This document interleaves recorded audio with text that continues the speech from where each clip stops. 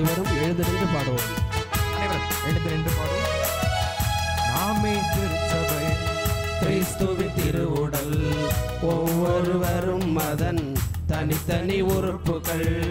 நாமே திருச்சபை, கிறிஸ்துவின் திருவுடல், ஒவ்வொருவரும் அதன் தனித்தனி உறுப்புகள்.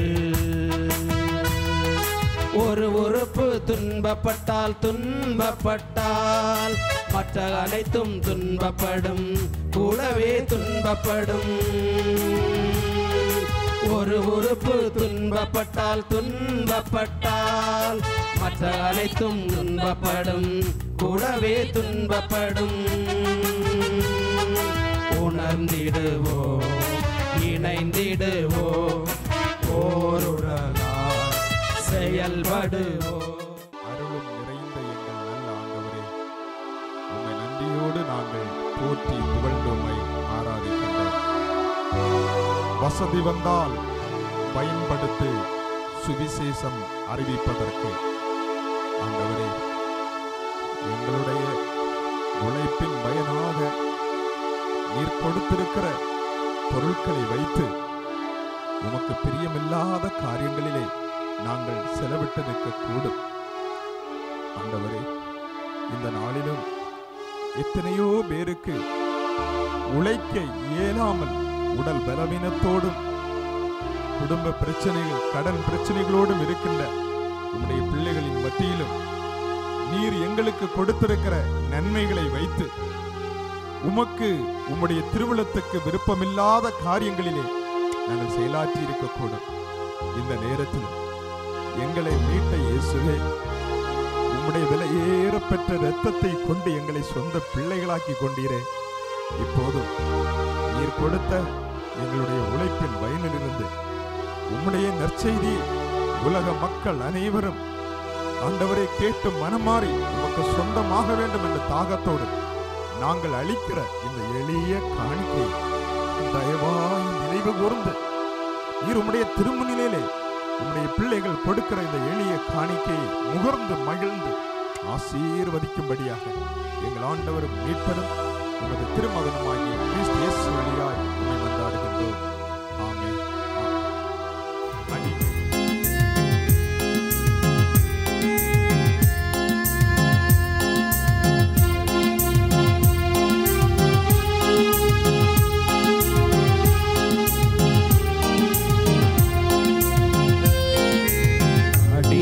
நான் ஆண்டவரே, என்னை ஆட்கொள்ளும் என் தெய்வமே.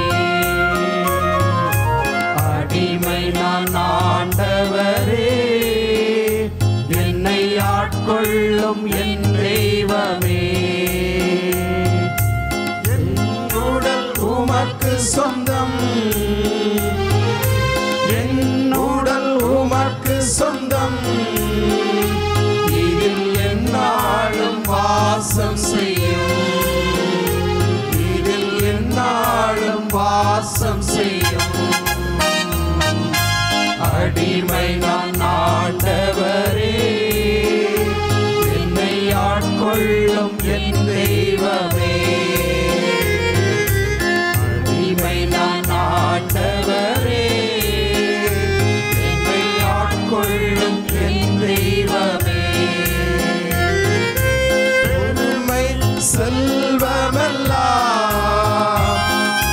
பெருமை செல்வமெல்லாம் இனி வெறுமை என்றுணர்ந்தே, இனி வெறுமை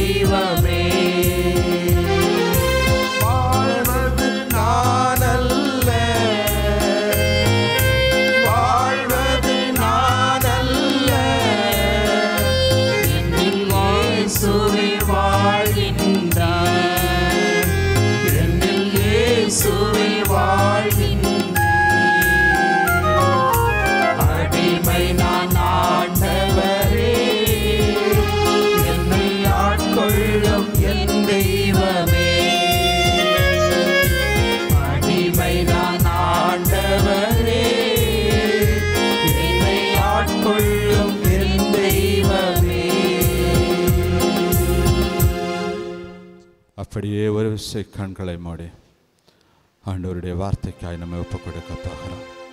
அமர்ந்த வண்ணமாய் உங்களுடைய கரங்களை விரித்துக் கொள்ளுங்கள். ஆண்டவருடைய வானக உணவாகி அந்த மன்னாவாகிய இறைவார்த்தை ஆண்டவர் இந்த நேரத்தில் அந்த இஸ்ராயேல் ஜனங்களுக்கு பாலை நிலத்தில் தத்தளித்த பொழுது அந்த மன்னாவை எப்படி பொழிந்தாரோ அதுபோல இன்றும் உங்கள் மத்தியிலே பொழிய ஆண்டவர் ஆயத்தமாயிருக்கிறார். ஒப்பு கொடுப்போமா? ஆண்டவரே, இந்த நாளில் நம்முடைய கரத்திலே வந்திருக்கிற பிள்ளைகள் ஒவ்வொருவரையும் நம்முடைய கரத்திலே ஒப்பு கொடுக்கிறான் சுவாமி. அப்பா, எம்மாவு சீடர்களோடு நீர் நடந்தீரே, அப்பொழுது மறைநூலின் அறிவுத்திறனை காணும்படியாய் அவருடைய கண்களை திறந்துவிட்ட தெய்வமே, இந்த நாளிலும் உம்மோடு கூட நடக்கும்படியாய் வந்திருக்கிற ஒவ்வொரு பிள்ளைகளுடைய இதயத்தின் கதவுகளை நீ திறந்து விடும்படியாய் உமது கரத்திலே ஒப்பு கொடுக்கிறான் சுவாமி. அன்று லேதியாளின் இருதயத்தை திறந்து வார்த்தைகளை உள்ளே புக செய்து ஒரு மனமாற்றத்தை உண்டு பண்ணின என் பரிசுத்த தெய்வம் இந்த நாளிலும் கூட இங்கு இருக்கிற ஒவ்வொரு பிள்ளைகளுடைய இதய கதவுகளையும் திறந்து மன கண்களை திறந்து அப்பா உம்முடைய வார்த்தைகள் உள்ளே சென்று ஒரு மாற்றத்தை உண்டு பண்ணும்படியாய் உமது கரத்திலே ஒப்பு கொடுத்து ஜெபிக்கிறோம் சுவாமி. இயேசுவின் நாமத்தினாலே மனக்கண்கள் குருடாக்கப்பட்டிருக்கிற எல்லா மனக்கண்களும் இப்பொழுதே விடுவிக்கப்படும்படியாய் ஜெபிக்கிறேன். ஆண்டவரே, ஒரு காலத்தில் அறியாமையிலும் இருளிலும் இருந்த எங்களை நீர் தூக்கி எடுத்து உம்முடைய பணிக்கெனரே எங்களை பயன்படுத்தி கொண்டிருக்கிறீரே, உம்மை நன்றியோடு துதிக்கிறோம் அப்பா. அவ்விதமாய் உம்முடைய திருமநிலையில வந்திருக்கிற ஒவ்வொரு பிள்ளைகளையும் நீர் பயன்படுத்தி கொள்வீராக.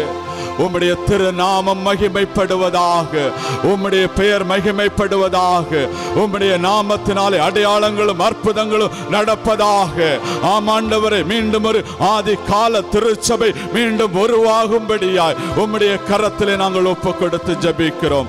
இவற்றை செய்து முடிக்கிற தூய ஆவியானவர் தாமே விண்ணகத்திலிருந்து இப்பொழுது பெருவெள்ளம் போல இறங்கி வரும்படியாய் வல்லமையாய் செயலாற்றும்படியாய் உம்முடைய கரத்திலே ஒப்பு கொடுக்கிறோம் சுவாமி. இங்க இருக்கிற ஒவ்வொரு பிள்ளைகள் மேலும் தூய ஆவியானவர் இறங்கி வரும்படியாய் அசைவாடும்படியாய் உம்முடைய கரத்திலே நாங்கள் ஒப்பு கொடுத்து ஜெபிக்கிறோம். ஆண்டவர் தாமே இவர்களை ஆளுகை செய்யும்படியாய் ஜெபிக்கிறோம். ஆண்டவரே, இவருடைய காதுகளை திறந்து விடுவீராக, இவருடைய காதுகளை திறந்து விடுவீராக, இதய கதவுகளை திறந்து விடுவீராக. உம்முடைய வார்த்தைகளை இவர்களுடைய இதயத்திலே பதிக்கும்படியாய் உம்முடைய விரல்களை கொண்டு கற்பலையாகி இதயத்திலே எழுதும்படியாய் உமது கரத்திலே ஒப்பு கொடுக்கிறோம் சுவாமி.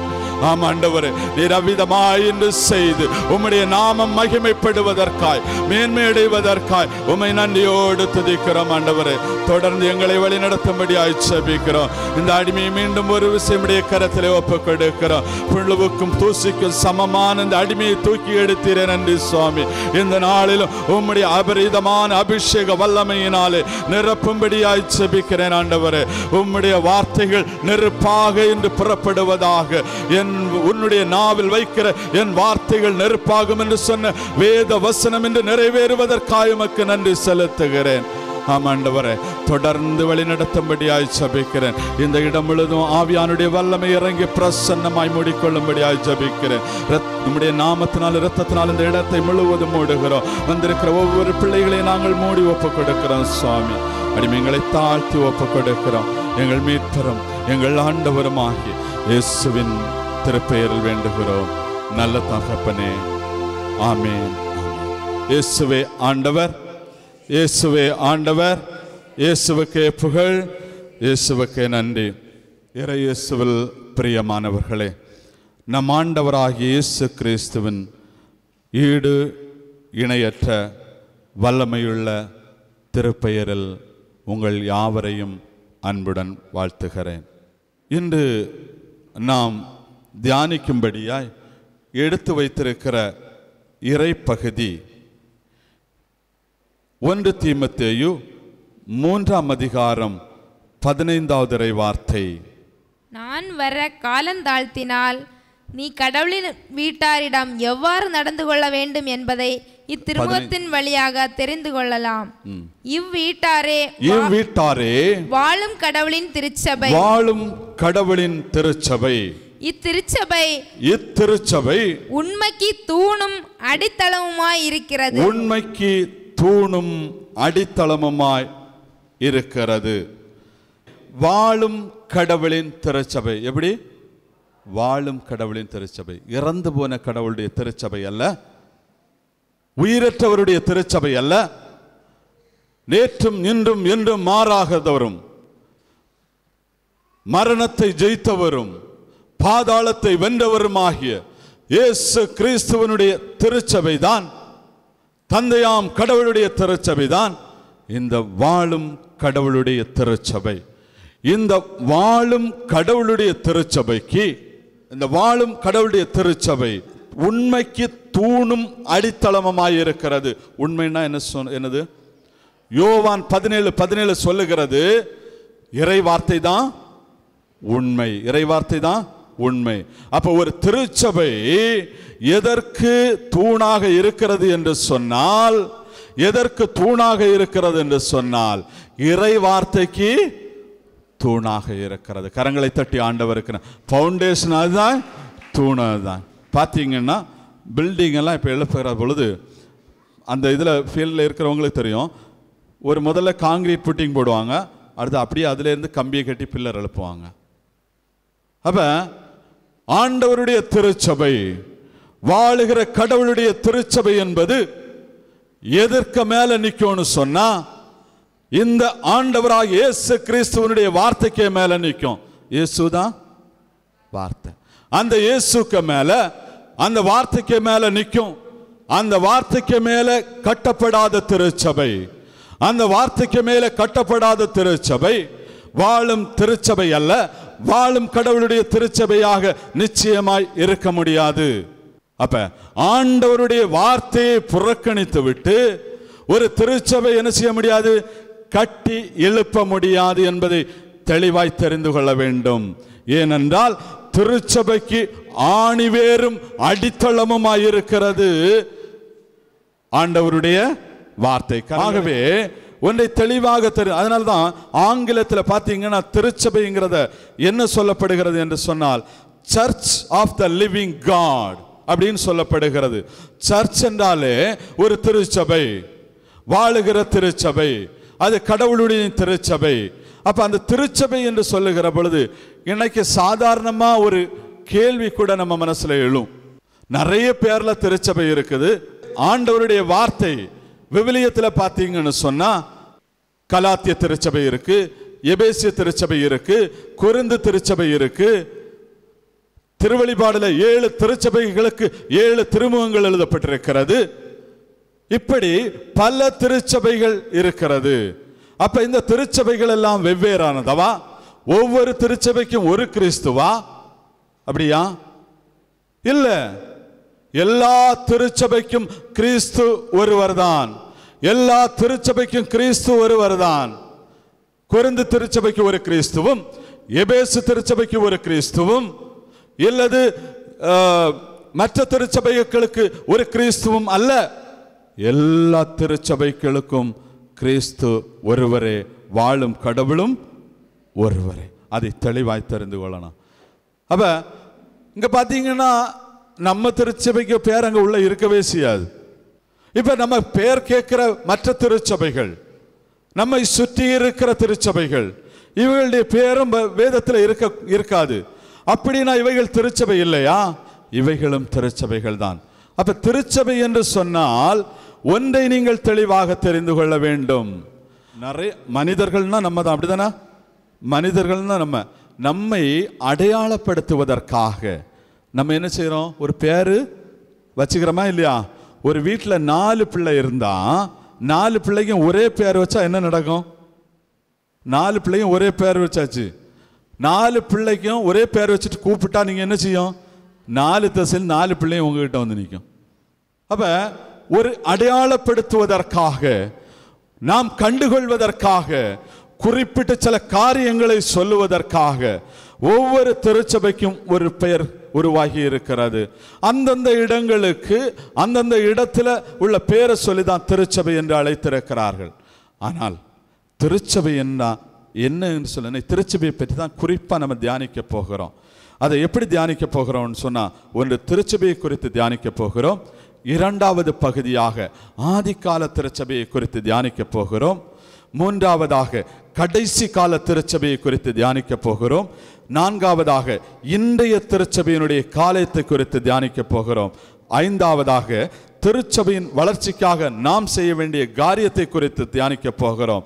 ஆறாவதாக இன்று ஆண்டவராக இயேசு கிறிஸ்து நமக்காக விடுக்கிற மிகப்பெரிய ஒரு அழைப்பை குறித்து நாம் பேச போகிறோம். பிரியமான சகோதரமே, ஆண்டவர் இத்தனை காரியங்களையும் இன்று உங்களோடு பேச விரும்புகிறார். ஆகவே இதனுடைய முதல் பகுதியாக திருச்சபை என்றால் என்ன என்கிற ஒரு தெளிவு நமக்கு வேண்டும். திருச்சபை என்றால் என்ன என்கிற ஒரு தெளிவு, குழப்பமில்லாத ஒரு தெளிவு. நான் தான் உண்மையான திருச்சபை, நான் அது வேற திருச்சபை, அது திருச்சபை இல்லை, இது திருச்சபை இல்லை, தாய் திருச்சபை, சகோதர திருச்சபை, பிள்ளை திருச்சபை, இப்படியெல்லாம் திருச்சபைகள் கிடையாது. ஆண்டவர் முன்னிலையில் ஒரே திருச்சபை தான். அடையாளப்படுத்துவதற்காக, வேறுபாடுகளை காண்பதற்காக சில திருச்சபையின் இடங்களை வைத்தும் சில பெயர்களை ஆண்டவர் கொடுத்திருக்கிறார் இந்த நாட்களிலே. ஆகவே திருச்சபை என்ன என்பதை குறித்து நாம் முதலில் தெளிவாய் தெள்ளத் தெளிவாய் தெரிந்து கொள்ள வேண்டும். எபேசியருக்கு எழுதிய திருமுகம் 1ஆம் அதிகாரம் 23வது வார்த்தை இப்படி சொல்லுகிறது. இதை நாம் வாசிக்க கேட்போம். எபேசியர் 1ஆம் அதிகாரம் 23வது வார்த்தை. திருச்சபையே அவரது உடல், திருச்சபையே அவரது உடல், எங்கும் எல்லாவற்றையும் நிரப்புகின்ற அவரால் அது நிறைவு பெறுகின்றது. திருச்சபையே அவரது உடல். சேர்ந்து சொல்லுங்க, திருச்சபை என்னது? அவரது உடல். அப்ப திருச்சபை யாருடைய உடல்? இயேசுக உடல். அப்ப திருச்சபை யாரு சொந்தம் கொண்டாட முடியும்? தனிப்பட்ட முறையில் யாராவது சொந்தம் கொண்டாட முடியுமா? திருச்சபை என்கிறது பாடி ஆஃப் கிரைஸ்ட் என்று வேதம் சொல்லுகிறது. ஆண்டவருடைய உடல், ஆண்டவருடைய உடல். அப்ப ஆண்டவருடைய உடலோடு இணைந்த ஒருவரை நீக்க முடியுமா? நம்ம நீக்க முடியுமா? அப்ப திருச்சபையில நீக்கிறேன்னு சொல்றதே பெரிய பொய். உண்மைதானே? நீக்கினா யார் நீக்கணும்? யார் நீக்கணும்? இயேசு நீக்கணும். திருச்சபை என்பது ஆண்டவருடைய உடல். அவர் தான் அதற்கு தலைவராகவும் இருக்கிறார். எல்லா காரியமும் ஏ டு இசட், சேர்க்கிறது முதல், நீக்கிறது முதல், ஆசீர்வதிக்கிறது முதல், நிரப்புகிறது முதல், வழி நடத்துகிறது முதல், எல்லா காரியமும் அவரால் மாத்திரமே நிறைவு பெறுகிறது என்பதை ஆண்டவருடைய வார்த்தை சொல்லுகிறது. கரங்களை தட்டி ஆண்டவருக்கு நன்றி செலுத்துங்க. ஏன்னா நீங்க இணைஞ்சிருக்கிறது யாரோட இணைஞ்சிருக்கிறீங்க? இயேசுவோடு இணைந்திருக்கிறீர்கள். அந்த இயேசுவோடு இணைந்திருக்கிறது தான் இந்த திருச்சபை. அதனால்தான் 1 கொரிந்தியர் 12ஆம் அதிகாரம் 27வது வார்த்தை இப்படி சொல்லுகிறது. நீங்கள் கிறிஸ்துவின் உடல், ஒவ்வொருவரும் அதன் தனித்தனி உறுப்புகள். நீங்க எல்லாம் யாரா? நம்ம எல்லாம் யாரா? கிறிஸ்துவின் உடல், ஒவ்வொருவரும் தனித்தனி. ஒண்ணு கவனிக்கணும், இதுல இருக்கிற எல்லாரும் சேர்ந்து யாருக உடல்? கிறிஸ்துக உடல். நீங்க ஒவ்வொருவரும் யாரு? தனித்தனி உறுப்புகள். கை, ஒரு உடம்புல பலவிதமான உறுப்பு இருக்கா இல்லையா? கண் இருக்கு, காது இருக்கு, கை இருக்கு, கால் இருக்கு, இதயம் இருக்கு, என்னென்னவோ இருக்குது. உள்ள லட்சக்கணக்கான, மில்லியன் கணக்கான அணுக்கள் கூட நம்முடைய சரீரத்தில் இருக்கிறது. ஒருவேளை ஆண்டவருடைய திருச்சபையில் நாம் ஒரு அணுவாகவும் இருக்கலாம், ஒரு செல்லாகவும் இருக்கலாம், ஒரு கையா இருக்கலாம், ஒரு காலா இருக்கலாம், ஒரு கண்ணா இருக்கலாம், எப்படியும் இருக்கலாம். ஆனா நாம் அதனுடைய தனித்தனி உறுப்புகள் என்று ஆண்டவர் ஒரு பெருமையான காரியத்தை கொடுக்கிறார். கரங்களை தட்டி ஆண்டவரை மகிமைப்படுத்தி நன்றி செலுத்துங்கள். நாம் எல்லாம் அவரோடு இணைந்திருக்கிறோம். அவருடைய உடலாய் இணைந்து போய் உடலாய் இருக்கிறோம். நல்லா கவனிக்கணும். கையை மட்டும் உடல்னு சொல்ல முடியுமா? ஒரு கை தனியா கிடந்தா அதை உடல்னு சொல்லுவீங்களா? இல்ல கால் மட்டும் ஒரு இடத்துல தனியா கிடந்தா அதை உடல்னு சொல்லுவீங்களா? சொல்ல முடியாது. ஒரு கண்ணு தனியா ஒரு இடத்துல இருந்தனா அதை உடல்னு சொல்ல முடியாது. அப்ப அத்தனை உறுப்புகளும், கண், காது, மூக்கு, என்னென்ன அவயங்கள் உண்டோ அத்தனை அவயங்களும் தெளிவாக முழுதோடு எப்படி இருக்கணுமோ, ஆண்டவர் எப்படி ஒரு நியதியில படைத்தாரோ அப்படி இருந்தாதான் அது உடல். அதுபோல நாம் எல்லாம் இணைந்து தான் திருச்சபையாக இருக்கிறோம், கிறிஸ்துவின் உடலாக இருக்கிறோம். அதுல நம்ம ஒரு உறுப்பாகவும் இருக்கிறோம். எபேசியருக்கு எழுதிய திருமுகம் 5ஆம் அதிகாரம் 23வது வார்த்தை இப்படி சொல்லுகிறது. கொஞ்சம் வாசிக்க கேட்போம். எபேசியருக்கு எழுதிய திருமுகம் 5ஆம் அதிகாரம். ஏனெனில் கிறிஸ்து திருச்சபைக்கு தலையாய் இருப்பது போல, கிறிஸ்து திருச்சபைக்கு தலையாய் இருப்பது போல கணவர் மனைவிக்கு தலையாய் இருக்கிறார். கிறிஸ்துவே திருச்சபையாகிய உடலின் மீட்பர். ஏனெனில் கிறிஸ்து திருச்சபைக்கு தலையாய் இருக்கிறார். ஹெட் ஆஃப் த டிபார்ட்மெண்ட் யாரு? இப்ப ஹெட் ஆஃப் த டிபார்ட்மெண்ட் யாரு? திருச்சபைக்கு தலைவர் யாரு? திருச்சபையினுடைய தலைவர் யாரு? முழு அதிகாரம் யாரு? இயேசு. அப்ப அவரோடு இணைந்திருக்கிறவர்கள் நாம். இயேசு கிறிஸ்து தான் நம்முடைய தலைவர். அவர் தான் எந்த டிசிஷனையும் எடுக்க முடியும். திருச்சபையை எப்படி நடத்தணும், திருச்சபையை எப்படி இருக்கணும், எல்லாவற்றையும் முடிவு செய்கிறவர் அவர். பார்த்தீங்கன்னு சொன்னா இப்ப நம்ம சாதாரண இருக்கிற பொழுது இப்ப ஒரு திடீர்னு ஒரு இடத்துல இருந்து ஒரு கல் வருதுன்னு சொல்லுங்க. கல் வந்தா கை பார்க்குமா கண்ணு பார்க்குமா? கண்ணு தான் பார்க்கும். கையை கொண்டு பார்க்க முடியாது, கண்ணு தான் பார்க்கும். அப்ப கண் பார்க்கிற பொழுது என்ன செய்யும்? ஏதாவது ஒரு கட்டளை விடும். ஒன்னில் அந்த கல்லை பிடின்னு சொல்லும், இல்லை விலகி கொள்ள. பெரிய சைஸ் கல்லா இருந்தா என்ன செய்யும்? விலகும். சின்ன கல்லா இருந்தா பிடிச்சு தூர போடுன்னு சொல்லும். இது எப்படி சாத்தியமாகிறது? சின்ன கல்லா இருந்தா பிடிக்க சொல்லுது, பெரிய கல்லா இருந்தா விலக சொல்லுது, ரெண்டையும் ஒரே நேரத்தில் செய்ய சொல்லுது. அப்ப நமக்குள்ள இருக்கிற ஒரு மூளை என்ன செய்யுது? ஒரு கமாண்ட் பண்ணுது, என்ன செய்யணும்னு கமாண்ட் பண்ணுது.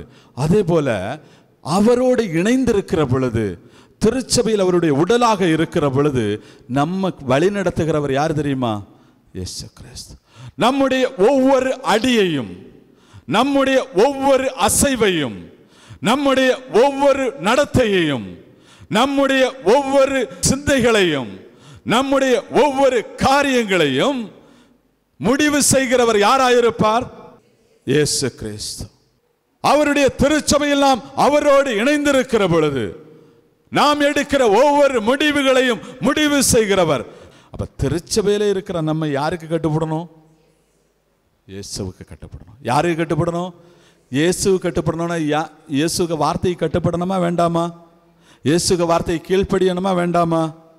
கீழ்ப்படியாம இருந்தா எப்படி நம்ம திருச்சபையில கிறிஸ்துவுக்கு நம்ம கீழ்ப்படிந்தோம்னு சொல்ல முடியும்? சொல்ல முடியாது. அப்ப கிறிஸ்துவுக்கு கீழ்ப்படிந்து இருக்கணும். ஆனா இதுல ஒரு காரியத்தை கூட நான் அதிகமா இந்த காரியத்தை பகுதியை இப்ப தியானிக்க போகவில்லை.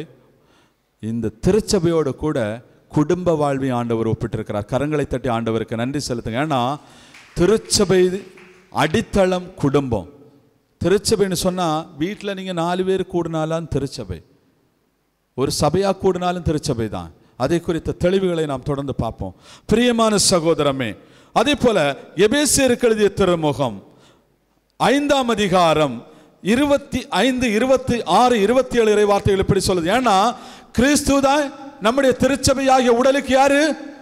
மீட்பர். அப்படிதானே? மீட்பர் தானே? திருச்சபையாகிய உடலுக்கு மீட்பராக இயேசு கிறிஸ்து இருக்கிறார். கரங்களை தட்டி நன்றி செலுத்துங்க. ஆனா அந்த உடலாகிய திருச்சபையை அவர் எப்படி மீட்டெடுத்தார் என்று சொல்லி எபேசியருக்கு எழுதிய திருமுகம் 5ஆம் அதிகாரம் 25, 26, 27 இறை வார்த்தைகள் கொஞ்சம் வாசிக்க கேட்கலாம். கிறிஸ்து திருச்சபையின் மீது அன்பு செலுத்தியது போல நீங்களும் உங்கள் மனைவியரிடம் அன்பு செலுத்துங்கள். ஏனெனில் கிறிஸ்து திருச்சபை மீது அன்பு செலுத்தி அதற்காக தம்மையே ஒப்புவித்தார். வார்த்தையாலும் நீரினாலும் அதை கழுவி தூயதாக்குமாறு இவ்வாறு செய்தார்.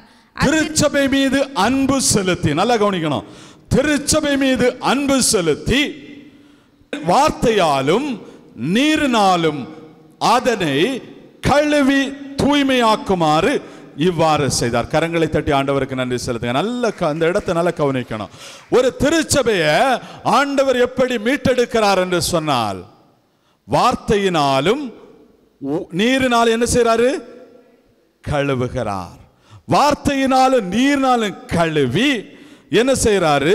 கத்திருச்சபை கரை திரை இல்லாமல் தூய்மையும் மாசற்றதுமாய் மாட்சியுடன் தம்முன் விளங்குமாறு இப்படி செய்தார் என்று ஆண்டவருடைய வார்த்தை சொல்லுகிறது. தந்தையாம் கடவுள் தன்னுடைய மகன் என்ன செய்தார்? இந்த உலகத்துக்கு அனுப்பினார் இல்லையா? அனுப்பி தன்னையே பலியாக என்ன செய்தாரு? ஒப்பு கொடுத்தார். அது திருச்சபையின் மீது ஆண்டவர் கொண்ட அன்பு.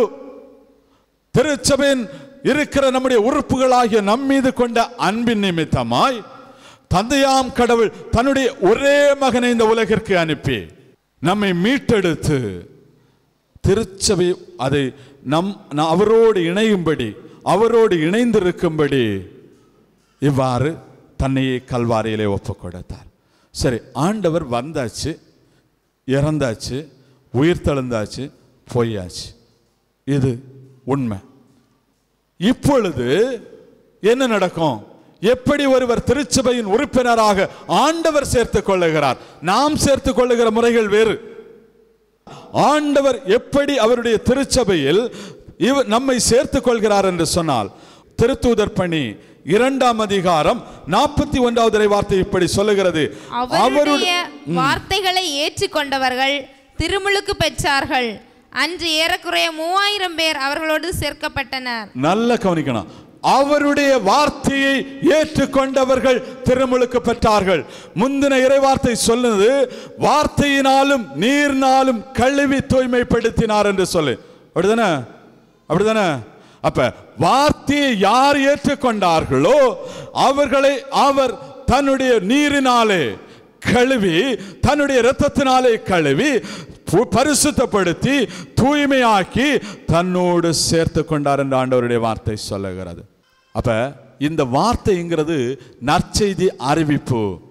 ஆண்டவரை பற்றி பார்த்தீங்கன்னா திருத்தூதர் பணி முழுவதுமாய் நீங்கள் வாசித்து பார்த்தீர்கள் என்று சொன்னால், போன இடெல்லாம் அவங்க என்ன செய்தாங்க, எப்படி நடந்தாங்கன்னு உள்ளதை நம்ம பார்க்கலாம்.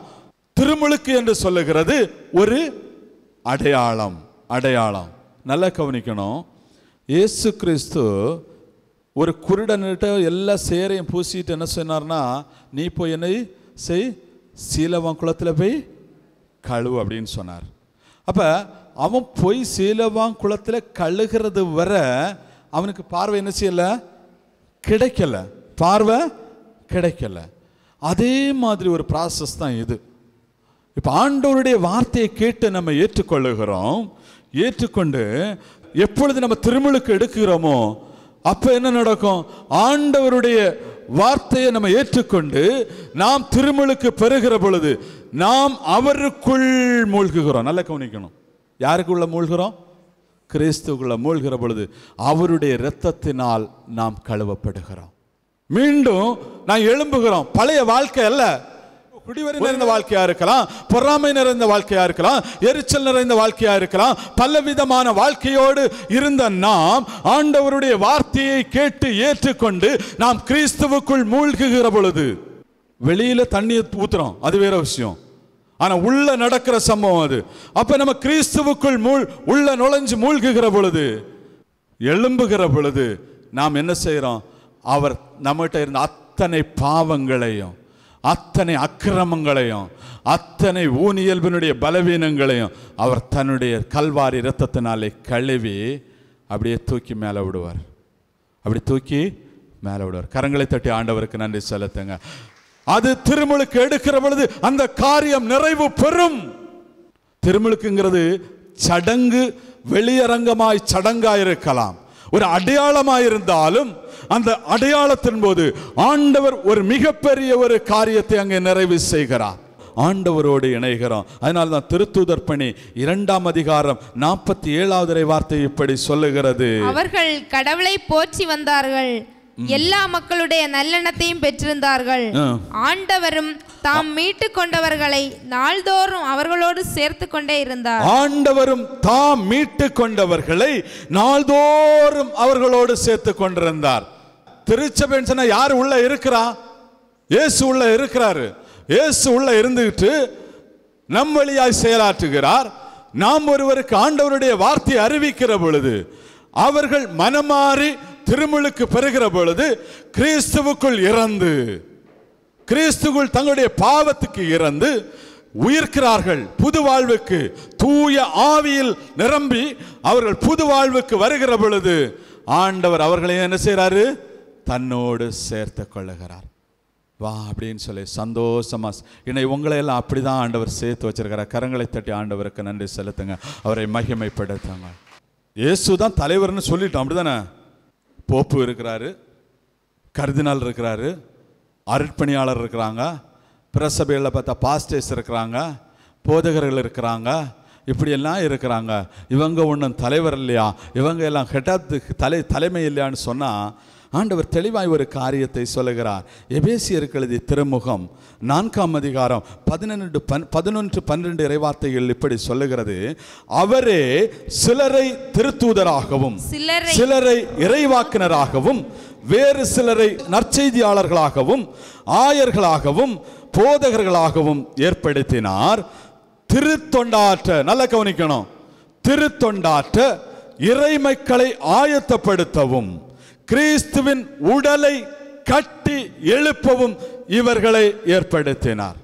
போப்பு ஏற்படுத்தியிருந்தாலும் சரி, போப்புல இருந்து என்ன மாதிரி நம்ம மாதிரி சின்ன ஒரு ஆளை நற்செய்தி சொல்லும்படியா ஏற்படுத்தி இருந்தார்னு சொன்னா, அவர் எதற்காக ஏற்படுத்துகிறார் என்று சொன்னால், இவர்களை எல்லாம் ஏற்படுத்துகிறார். எதிலிருந்து ஏற்படுத்துகிறார் என்று சொன்னால், தன்னோடு மீட்டு கொண்டவர்கள், நம்ம எல்லாம் அவரோடு திருமுழுக்கு பெற்றவர்கள், அவரோடு இணைக்கப்பட்டவர்கள் இருந்து ஒரு சிலரை தேர்ந்தெடுத்து திருத்தூதர்களாகவும் போப்பாகவும் ஆயராகவும் பிரீஸ்டாகவும் இப்படி பல்வேறு நிலை நற்செய்தி பணியாளர்களாகவும் இப்படி பல்வேறு நிலைகளில் அப்பாயின்மெண்ட் ஆர்டர் கொடுக்கிறார். ஒரு கம்பெனி எம்டி தான் என்ன செய்வார்? அப்பாயின்மெண்ட் ஆர்டர் கொடுப்பார், அப்படிதானே? அது மாதிரி திருச்சபைக்கு தலைவராக இருக்கிற அவர் இந்த பணியை செய்யணும் சொல்லி ஒரு அதிகாரத்தையும் அப்பாயின்மெண்ட் ஆர்டரையும் கொடுக்கிறார். இவ்வளவுதான் அவங்க வேலை. என்னது? எல்லாரும் பலவிதமான வித்தியாசமா பணிகள்ல வித்தியாசம் இருந்தாலும் நோக்கம் ஒன்றே ஒன்றுதான், இறை மக்களை ஆயத்தப்படுத்தணும். எதுக்கு? நிலைவாழ்க்கு போகும்படியாய், நிலைவாழ்க்கு செல்லும்படியாய் என்ன செய்யணும்? மக்களை என்ன செய்யணும்? ஆயத்தப்படுத்தணும். மக்களை என்ன செய்யணும்? ஆயத்தப்படுத்தணும். ஒரு வேலை. இரண்டாவது, கிறிஸ்துவின் உடலை கட்டி எழுப்பணும். உடல் யாது? கிறிஸ்து உடல் யாது? திருச்சபை தான் கிறிஸ்துவனுடைய உடல். திருச்சபை, அந்த திருச்சபைக்குள்ள தான் நம்ம இருக்கிறோம், அதுல தான் தனித்தனி உறுப்புகளாக இருக்கிறோம். அப்ப திருச்சபையை கட்டி எழுப்புவதும் நம்ம எல்லாரையும் பரலோகத்துக்கு கொண்டு சேர்க்கிறதும் தான் யாருங்க வேலை? திருச்சபையில் அப்பாயின்மெண்ட் கொடுத்துருக்கிற ஆட்களுக்கு ஒரு 5 பேரை நான் எனக்கு கீழே வேலைக்கு தந்துருந்தாங்கன்னு வச்சுக்கிடுங்க. நான் எனக்கு முதலாளிக்கு கணக்கு கொடுக்கணுமா வேண்டாமா? அவங்க எப்படி வேலை செய்கிறாங்க, எப்படி அவங்கள செய்ய வேண்டிய வேலையை செய்து முடித்து அவங்கள கரெக்டாக இருக்க வைக்கிறோமா இல்லையான்னு நான் கணக்கு கொடுக்கணுமா இல்லையா? அது மாதிரி நியாயத்தீர்ப்பு நாளில் முதல் கணக்கு இந்த ஆட்கள்கிட்ட தான் கேட்கப்படும். கேட்டுட்டு இருக்க உங்களுக்கு முன்னாடி என்கிட்ட தான் கேட்கப்படும். எவ்வளவுக்கு ஆவிக்குரிய வரங்களையும் அப்பாயின்மெண்ட் ஆர்டர் பெரிய பெரிய போஸ்ட கொடுக்கிறாரோ அவ்வளவு தூரம் கண்டிப்பாய் கணக்கு கேட்கப்படும். பிரியமான சகோதரமே, அதனால தான் எபேசியர் 2ஆம் அதிகாரம் 22வது இறைவார்த்தை சொல்லுகிறது, 20 முதல் 22, கடவுளின் குடும்பத்தை சார்ந்தவர்கள், திருத்தூதர்கள், இறைவாக்கினர்கள் ஆகியோரை அடித்தளமாகவும் இயேசு கிறிஸ்துவை மூலைக்கல்லாகவும் கொண்டு அமைக்கப்பட்ட கட்டிடமாய் இருக்கிறீர்கள். கிறிஸ்துவின் உறவில் கட்டிடம் முழுவதும் இசைவாக பொருந்தி ஆண்டவருக்கென்று தூய கோவிலாக வளர்ச்சி பெறுகிறது. நீங்களும் அவரோடு இணைந்து தூய ஆவி வழியாக கடவுளின் உறைவிடமாய் கட்டி எழுப்பப்படுகிறீர்கள் என்று ஆண்டவருடைய வார்த்தை சொல்லுகிறது. நல்லா அந்த இடத்தை கவனிக்கணும். கிறிஸ்து தான் யாரு? மூலைக்கல். வீட்டில் பவுண்டேஷன் போடும்போது ஒரு மூலைக்கல் போடுவாங்க. இப்போ கொத்தமரம் தாரமாராக தான் கட்டுறாங்க, விடுவோம். ஆனால் அது கட்டுற முறை எப்படின்னு சொன்னால், மூலைக்கல் பார்த்தீங்கன்னா மூலையில் வைப்பாங்க. அந்த மூலைக்கல் அங்கேருந்து வர்ற கல் மேலே இணையும், இங்கேருந்து வர்ற கல் மேலே இணையும். ஒன்றுக்கொன்று ஒரு கல்ல பாதி அடுத்த கல்ல இருக்கும், ஒரு கல்ல பாதி அடுத்த கல்ல இருக்கும், ஒரு கல்ல அப்படி அந்த பவுண்டேஷன் ஃபுல்லாக அப்படி தான் எழும்பும். அப்போ இந்த மூலைக்கல்லை உருவிட்டீங்கன்னு வச்சுக்கிடுங்க, இந்த மூலைக்கல்லை மட்டும் எடுத்தால் போகிறோம், மேலே இருக்கிற கரெக்டாக நீங்கள் கட்டுறீங்கன்னா, அந்த ப்ராசஸில் கரெக்டாக நீங்கள் கட்டி வச்சுருந்தா அந்த மூளைக்கல்லை உருவின உடனே மொத்தமாக அப்படியே கீழே விழுந்துடும்.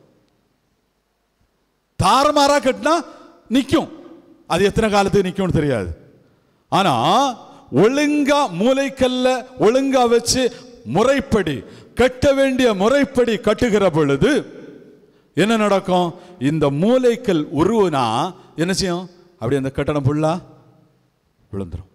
அப்ப கிறிஸ்துவை மூளைக்கல்லாகவும் இந்த திருத்தூதர்கள் இறைவாக்கினர்கள் இவர்களை எல்லாம் அடித்தளமாகவும் அந்த மூளைக்கல்லைக்கு மேலதான் இது நிற்கும்.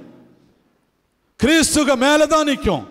அந்த கிறிஸ்துக்கு மேல இவங்களை எல்லாம் வச்சு அதுக்கு மேல நம்மளை எல்லாம் வச்சு அப்படி ஒரு கட்டடமாய் ஆண்டவர் திருச்சபையை கட்டி வைத்திருக்கிறார். கரங்களை தட்டி ஆண்டவரை மகிமைப்படுத்துவோம்.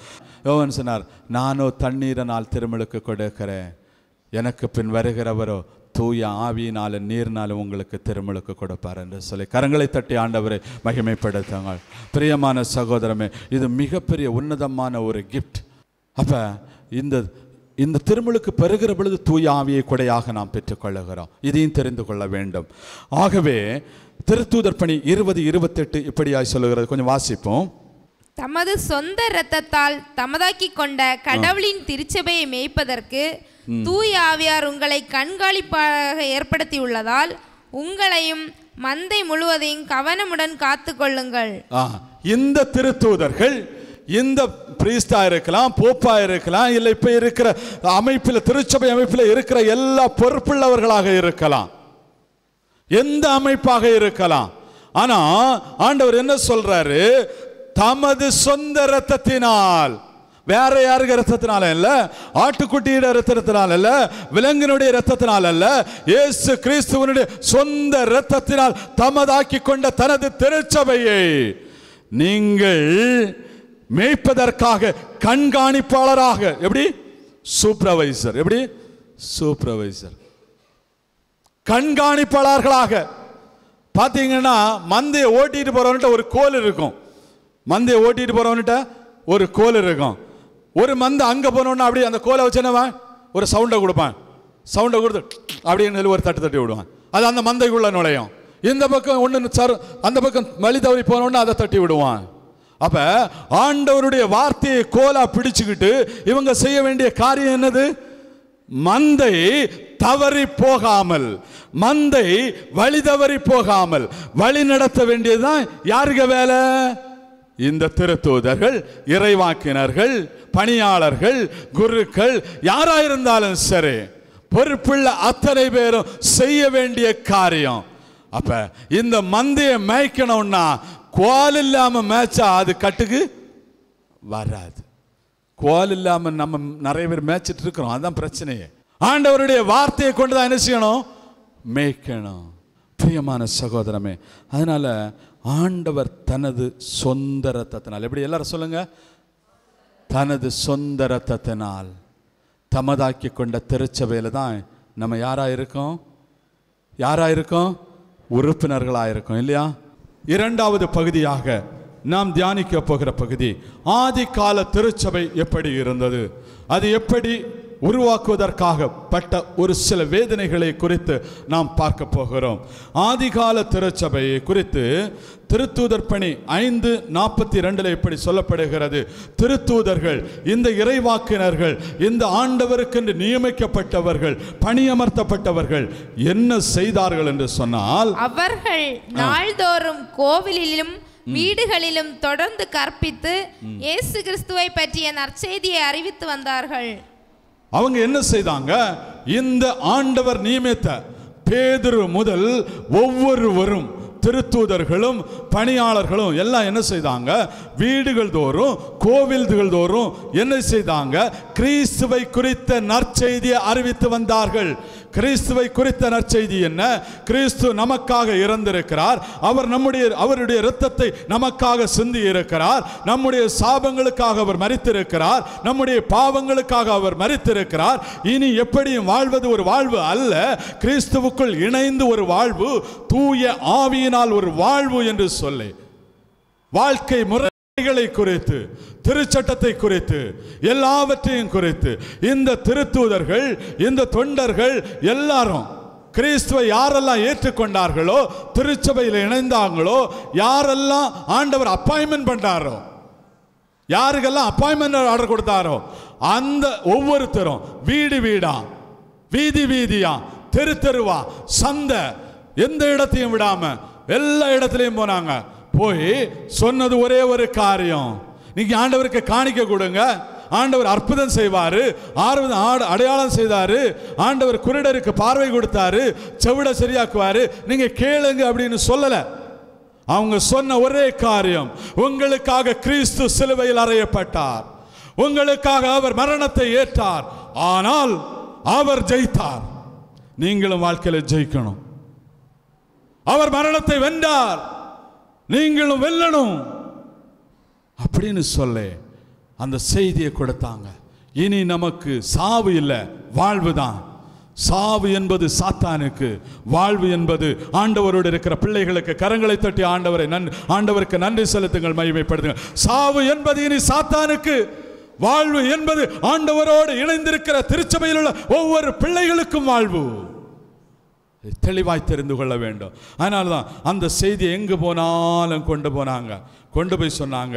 திருத்தூதர் பணி 20:21 இப்படி சொல்லப்படுகிறது, ஆண்டவர் இயேசு கிறிஸ்துவின் மீது நம்பிக்கை கொண்டு மனம் மாறி கடவுளிடம் வந்து சேருமாறு நான் யூதரிடமும் கிரேக்கரிடமும் எல்லாரிடமும் வற்புறுத்தி கோரினேன். பவுல் சொல்லுகிறார், நான் எல்லார்ட்டையும் சொன்ன காரியம்தான், இயேசுவின் மீது நம்பிக்கை கொள்ளுங்கள், அவருடைய இரத்தத்தின் மீது நம்பிக்கை கொள்ளுங்கள், அவருடைய பாடுகள் மீது நம்பிக்கை கொள்ளுங்கள். அவர் உங்களுக்காய் சாபமாய் மரித்திருக்கிறார், உங்களுக்காய் சிலுவையில் தொங்கி இருக்கிறார், பாதாளத்தை ஜெயித்திருக்கிறார், உயிரோடு இருக்கிறார், தந்தையினுடைய வலப்பக்கத்தில் உங்களுக்காக பரிந்து பேசிக் கொண்டிருக்கிறார், நீங்கள் அவருடைய உடலாயிருக்கிறீர்கள், நம்புங்க என்று சொல்லி மனம் மாறுங்க. இனி உள்ள வாழ்க்கை தாறுமாறான வாழ்க்கை, எதையாவது செய்கிற வாழ்க்கை, எப்படியும் வாழ்கிற வாழ்க்கை இல்லை. இனி கிறிஸ்துவுக்கு வந்த வாழ்க்கை, கிறிஸ்துவோடு இணைந்த ஒரு வாழ்க்கைக்கு நீங்கள் திரும்புங்கள் என்று சொல்லி ஒவ்வொருவரிடமும் சொன்னாங்க. அப்பதான் திருத்தூதர் பணி 5:41 இதுதான் சொல்லுது. மீண்டும் அவருடைய வார்த்தைகளை ஏற்றுக்கொண்டவர்கள் திருமருக்கு பெற்றார்கள். வார்த்தைகளை ஏற்றுக்கொண்டார்கள், கிறிஸ்துவை நம்பினவர்கள் திருமுழுக்கு பெற்றார்கள், திருச்சபையில் இணைஞ்சாங்க, ஒரு சமூகமாக இணைஞ்சாங்க. அந்த சமூகம் அப்படி அன்னைக்கு ஆண்டவரை ஏற்றுக்கொண்டு கூடின அந்த திரு சமூகம் எப்படி இருந்தது என்று சொன்னால், திருத்தூதர் பணி 2ஆம் அதிகாரம் 42 முதல் 47 வரை உள்ள இறை வார்த்தைகளில் சில காரியங்கள் சொல்லப்பட்டிருக்கிறது.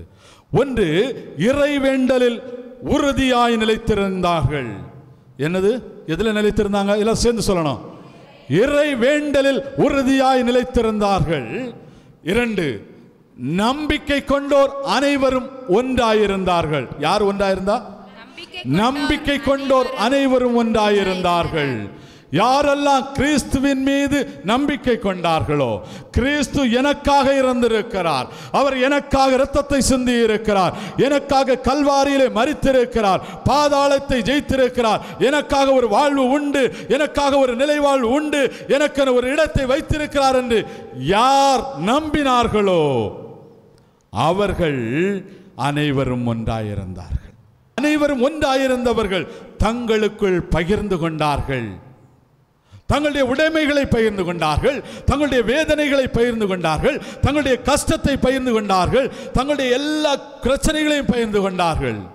பகிர்கிற தன்மை அவர்களிடம் இருந்தது. 4வதாக, ஒரே மனத்தோடு கோயிலில் கூடி வந்தார்கள். எப்படி கூடி வந்தாங்களா? இப்ப நம்ம எத்தனை மனத்தோட கூடுறோம்? எத்தனை மனத்தோட கோயிலில் கூடுறோம்? எந்த பொறுப்பு கிடைக்கும்னு கூடுறோம்? யார் பெரியவன் என்ற ஒரு மனநிலையோடு கூடுறோமா? அன்றைக்கு கோயிலில் கூடி வந்தவங்க ஒருவர் பகிர்ந்து கொண்டார்கள் என்று வேதம் சொல்லுகிறது. இன்னைக்கு என்ன தாசன் போட்டாலே ஓடிடும். நம்ம எப்போ போடணும்? 9:15 டைம் மாஸ் முடியும்னா, முடியலைன்னா நம்ம போயிடுவோம். ஏன்னா ஒரு மனம் இல்லை, மற்றவர்களுடைய பிரச்சனைக்குள்ள பகிர்ந்து கொள்ளுகிற ஒரு மனம் இல்லை. ஒருவரை ஒருவர் ஜெபிக்கிற ஒரு மனம் இல்லை.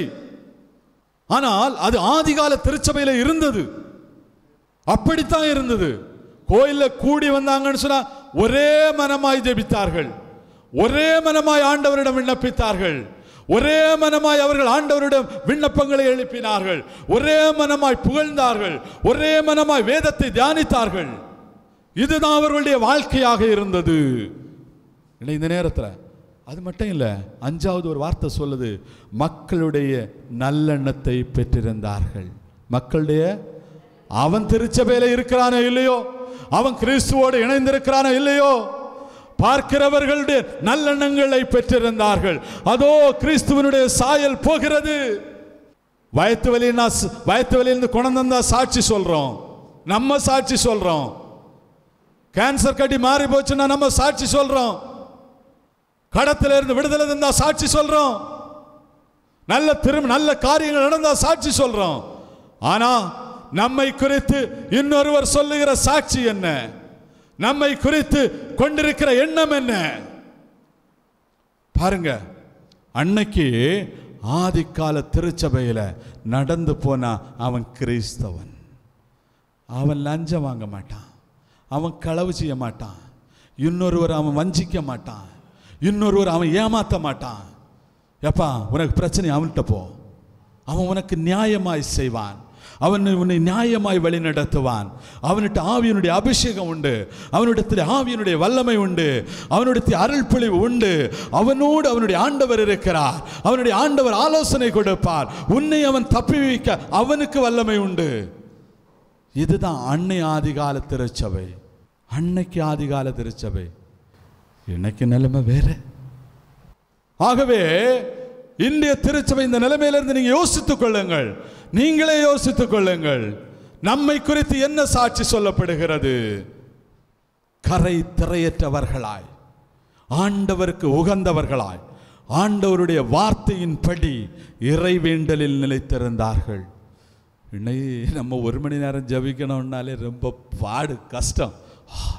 1 மணி நேரமா, அப்பா இந்த 1 மணி நேரமும் உண்டுன்னா நாம் வத்தலை காய போடுவேன், நெல்லை காய போடுவேன், விளையில ஒரு 1/2 ஏக்கரை களைச்சிருவேன், இன்னைக்கு தேங்காய் பறிச்சிருவேன், பேங்கில் அக்கௌண்ட் தொடங்கிடுவேன், என்னென்னவோ செய்திருவேன். 1 மணி நேரம் செலவு பண்ணுறதுக்கு நம்ம கஷ்டப்படுறோம்.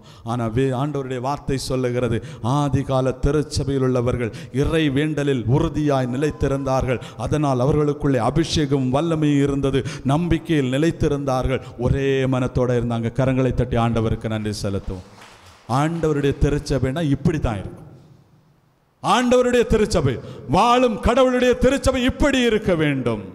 பிரியமான சகோதரமே, அதனால தான் திருத்தூதர் பணி 9ஆம் அதிகாரம் 31வது வார்த்தை இப்படி சொல்லுகிறது, யூதேயா, கலிலேயா, சமாரியா ஆகிய பகுதிகளெல்லாம் திருச்சபை வளர்ச்சியுற்று ஆண்டவருக்கு அஞ்சி நடந்து அமைதியில் திளைத்து தூய ஆவியாரின் துணையால் பெருகி வந்தது.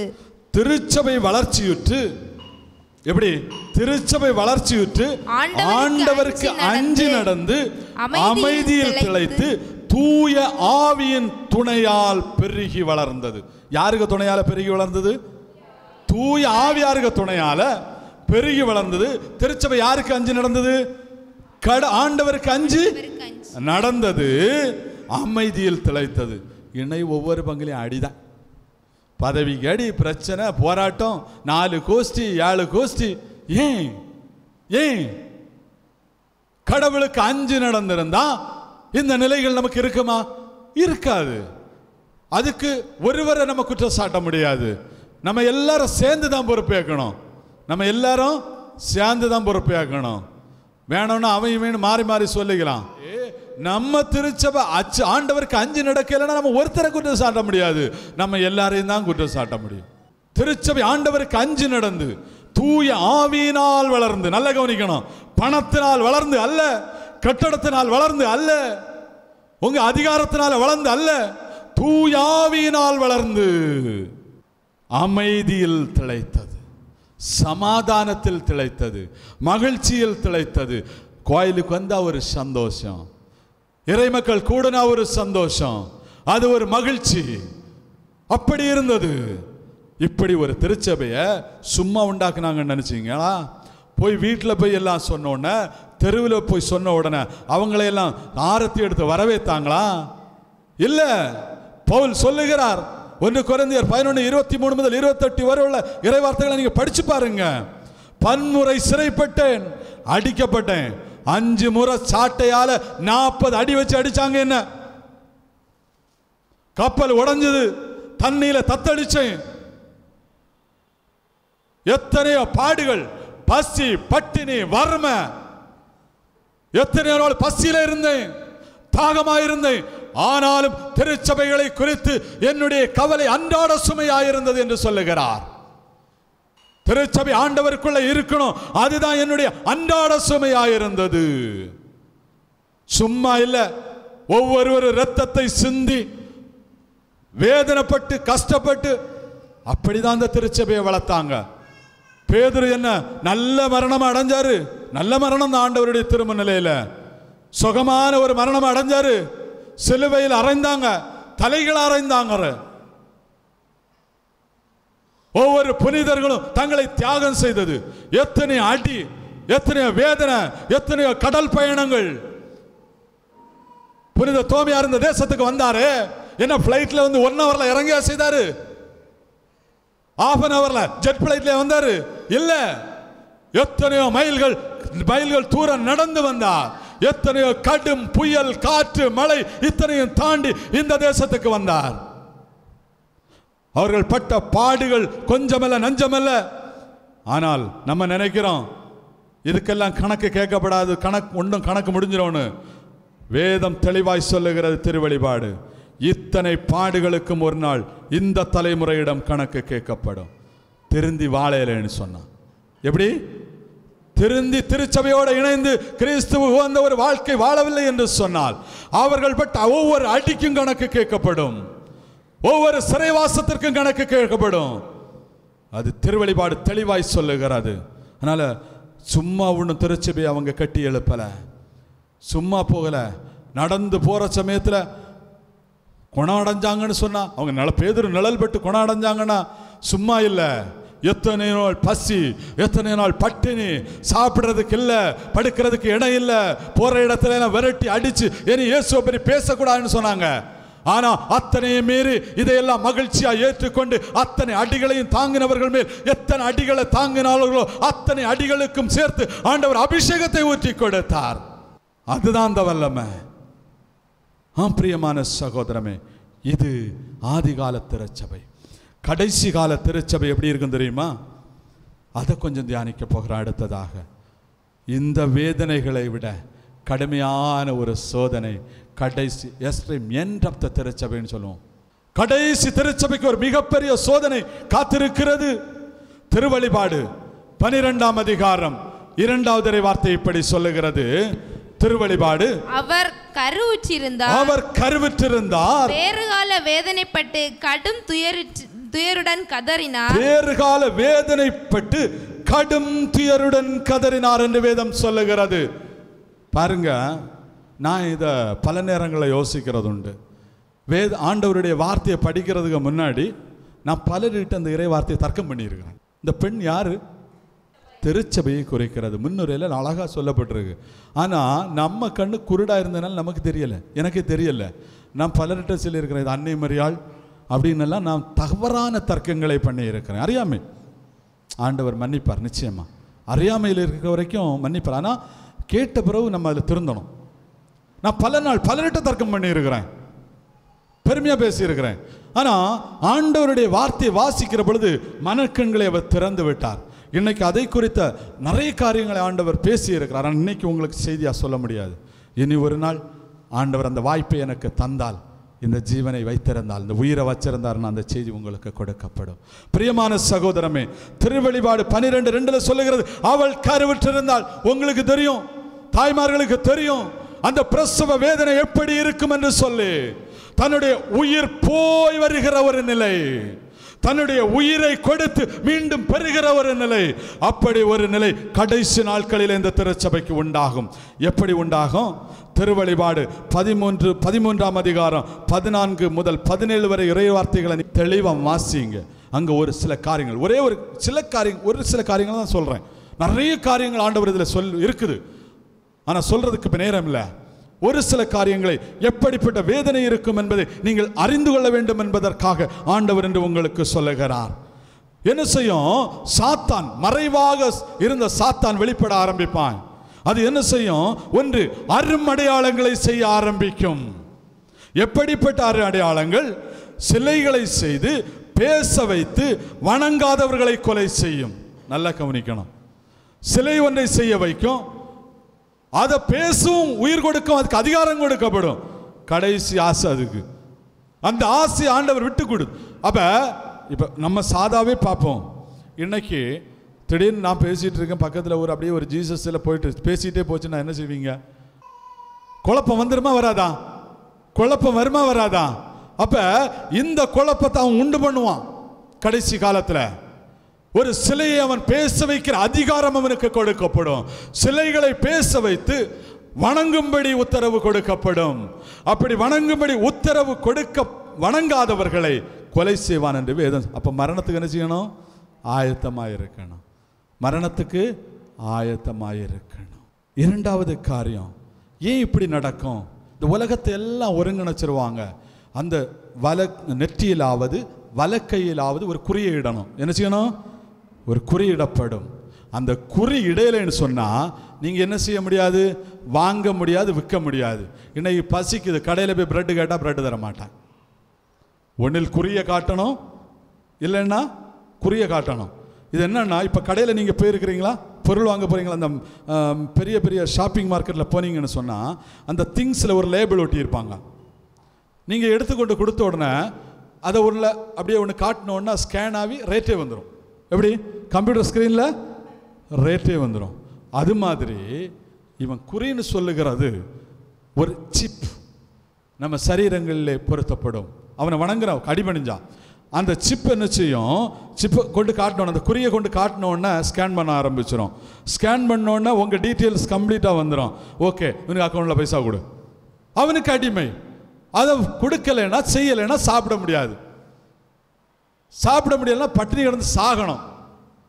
வணங்கலைன்னா கொலை செய்வான். அப்போ என்ன செய்யணும்? தப்பி ஓடணும். வேற வழி இல்லை. அப்படி தானே? தப்பி ஓடணுமா ஓடணுமா? உயிரை பிடிச்சிட்டு ஆண்டவர் நான் அதுதான் இருப்பேன், அப்படிதான் வணங்கவே மாட்டேன், இது குறியும் போட மாட்டேன்னு சொல்றவன் தப்பி ஓடணும். பாலை நிலத்துக்கு தப்பி ஓடணும், காட்டுக்கு தப்பி ஓடணும். அங்க பாம்பு இருக்கும், தேள் இருக்கும், எல்லாம் இருக்கும். ஆண்டவர் சும்மா இல்லை. நீங்க பாம்பின் மீதும் விரியன் பாம்பின் நடப்பீங்கன்னு சொன்னது இது கடைசி காலம். அந்த காட்டுக்குள்ள உங்களை நடத்துவார். அந்த எரிகிற சூளையின் போல் வருகிற அந்த நாட்கள். ஆண்டவருடைய வார்த்தை சொல்லுகிறது, கதிரவன் உங்கள் மேல் எழும், நீதியின் கதிரவன் எழுவான், இறக்கையின் அடியிலே நலந்தரும் மருந்து இருக்கும், கொளுத்த கன்றுகளை போல் எழும்புவீர்கள். சாத்தான கால நசுக்குவீங்க. எப்படி நசுக்குவீங்க? மரணங்கிறது நிச்சயம், என்னைக்காவது ஒரு நாள் அது நடக்கும். ஆனா அன்னைக்கு ஆண்டவர் 2 மீனையும் போச்சு தரலையா? நீங்க அப்படி இல்லை, நீங்க அப்படி இல்லை. ஒரே ஒரு கால் துண்டு பிரெட்டை கொண்டு அந்த காட்டுக்குள்ள இருந்து வருஷ கணக்கில் பல கூட்டங்களை போஷிக்கும்படி ஆண்டவர் உங்களை அபிஷேகித்து நடத்துவார். கரங்களை தட்டி ஆண்டவரை மகிமைப்படுத்துங்கள். அதுதான் கடைசி கால வல்லமை. ஐயா, ஒரு கொய்யாக்காய் தான் உனக்கு கிடைக்கும் காட்டல, அதை கொண்டு நீ பல ஆண்டுகள் பல கூட்டத்தை நீ போஷிக்கும்படி, உணவு கொடுக்கும்படி ஆண்டவர் உனக்குள் வல்லமையை ஊற்றுவார். ஏனென்றால் வேதம் சொல்லுகிறது, தன்னுடைய உயிரை காத்துக்கொள்ள விரும்புகிறவன் இழந்து விடுவான், இழந்து விடுகிறவன் காத்துக்கொள்வான் என்று சொல்லி, அன்னைக்கு இழக்க துணிகிறவன் தன்னுடைய உயிரை காத்துக்கொள்வான், நிலை வாழ்வுக்கு தகுதி பெறுவான். அவ்வளவு கொடுமையான வேதனை நாட்கள் வரும். எவ்வளவு வேதனை வருமோ அவ்வளவு வேதனையிலும் ஆண்டவருக்காய் நிற்கிற மக்கள் மேல் அவருடைய அபிஷேக வல்லமை ஊற்றப்படும். அது கடைசி காலம் அல்லவை. ஆண்டவர் சொன்ன மாந்தர் யாவர் மேலும் என்னுடைய ஆவியை ஊற்றுவேன். அன்று எலிசா பார்த்தார், ஒரு படம் வந்தது, அவருக்கு தெரியும் வருதுன்னு. அதுபோல நீங்க காட்டுக்குள்ள இருக்கிற சமயம் உங்களை தேடி வருகிறவர்களை உங்களுடைய ஞானத்தினாலும் தீர்க்கதரிசன வரங்களினாலும் இறைவாக்கு உரைக்கிற வரங்களினாலும் நீங்கள் அடையாளம் கண்டுகொள்வீர்கள், எச்சரிப்பீர்கள். நீங்கள் போகிற பாதைகளை ஆண்டவர் உங்களுக்கு தரிசனம் மூலமாக, காட்சிகள் மூலமாக ஆண்டவர் நடத்துவார் என்று. அப்படி அந்த கொடிய நாள்களிலும் அவருடைய அபிஷேக வல்லமை இறங்கி நிற்கும். உங்கள் மேல் அளவில்லாத வல்லமை இறங்கி நிற்கும். தூய் ஆவியானுடைய அபிஷேகம், அருள் பொழிவு, வல்லமை இறங்கி நிற்கும். அன்னைக்கு தான் என்ன நடக்கும்? இப்படி குறிய போடணும். அப்பதான் நிறைய பேர் விழுந்துருவோம். வாங்கணும், சாப்பிடணும், பசிக்கணும், என்ன செய்யறது? வழி இல்லை. அதுக்கு ஒரு காரணம், வழி இல்லை. என்ன செய்வாங்க? குறிய போட்டுருவாங்க. இப்படியெல்லாம் நடக்கிற காலம் உண்டு. ஆனால் திருவெளிப்பாடு 12ஆம் அதிகாரம் 4வது வார்த்தை இப்படி சொல்லுகிறது, அது தன் வாளால் விண்மீன்களில் 1/3 இழுத்து போட்டது. கடைசி காலத்தில் 1/3 இழுத்து போடும் விண்மீன்கள். இந்த விண்மீன்கள் யாதுன்னா மேலே இருக்கிற நட்சத்திரம் இல்லை, அதெல்லாம் ஆண்டவர் ரொம்ப அதிர்ந்து எல்லாம் கரியாயிரும். அது வேற விஷயம். தானியேல் 12ஆம் அதிகாரம் 3வது வார்த்தையில் இப்படி சொல்லப்படுகிறது, பலரை நல்வழிக்கு கொணர்ந்தவர் விண்மீன்களைப் போலவும் என்று சொல்லி. நீங்க தான் விண்மீன். கரங்களை தட்டி ஆண்டவருக்கு நன்றி சொல்லுங்க. நாளைக்கு நீங்க ஒரு நற்செய்தியை சொல்லி ஆண்டவருக்கு வழிக்கு ஒருவரை நீங்கள் திருப்பினீர்கள் என்று சொன்னார், you are the star of the God. நீங்க தான் ஆண்டவருடைய நட்சத்திரம், நீங்க தான் விண்மீன். ஆனா இழுத்து போடும், ஆனா இழுத்து போடும். இழுத்து போடுகிற ஒரு காலம் உண்டு. அதனால அந்த கடைசி காலத்தினுடைய வல்லமை உங்களை வழி நடத்தும். பயப்பட வேண்டிய அவசியம் இல்லை. ஆனால் இது கடைசி காலத்தில் நிறைய வேதனைகள், பாடுகள், பயங்கர காரியங்கள் எல்லாம் இருக்குது. அதை பேசுகிறதுக்கு இப்போ நேரம் இல்லை. ஆண்டவருக்கு சித்தமாக சொன்ன மாதிரி சித்தமானால் ஒரு நாள் அந்த செய்தி உங்களுக்கு கொடுக்கப்படும்.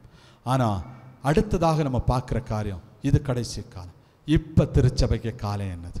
இப்போ நாம் இருக்கிற காலம் என்ன? இந்த தற்போதைய திருச்சபையினுடைய காலம் என்ன?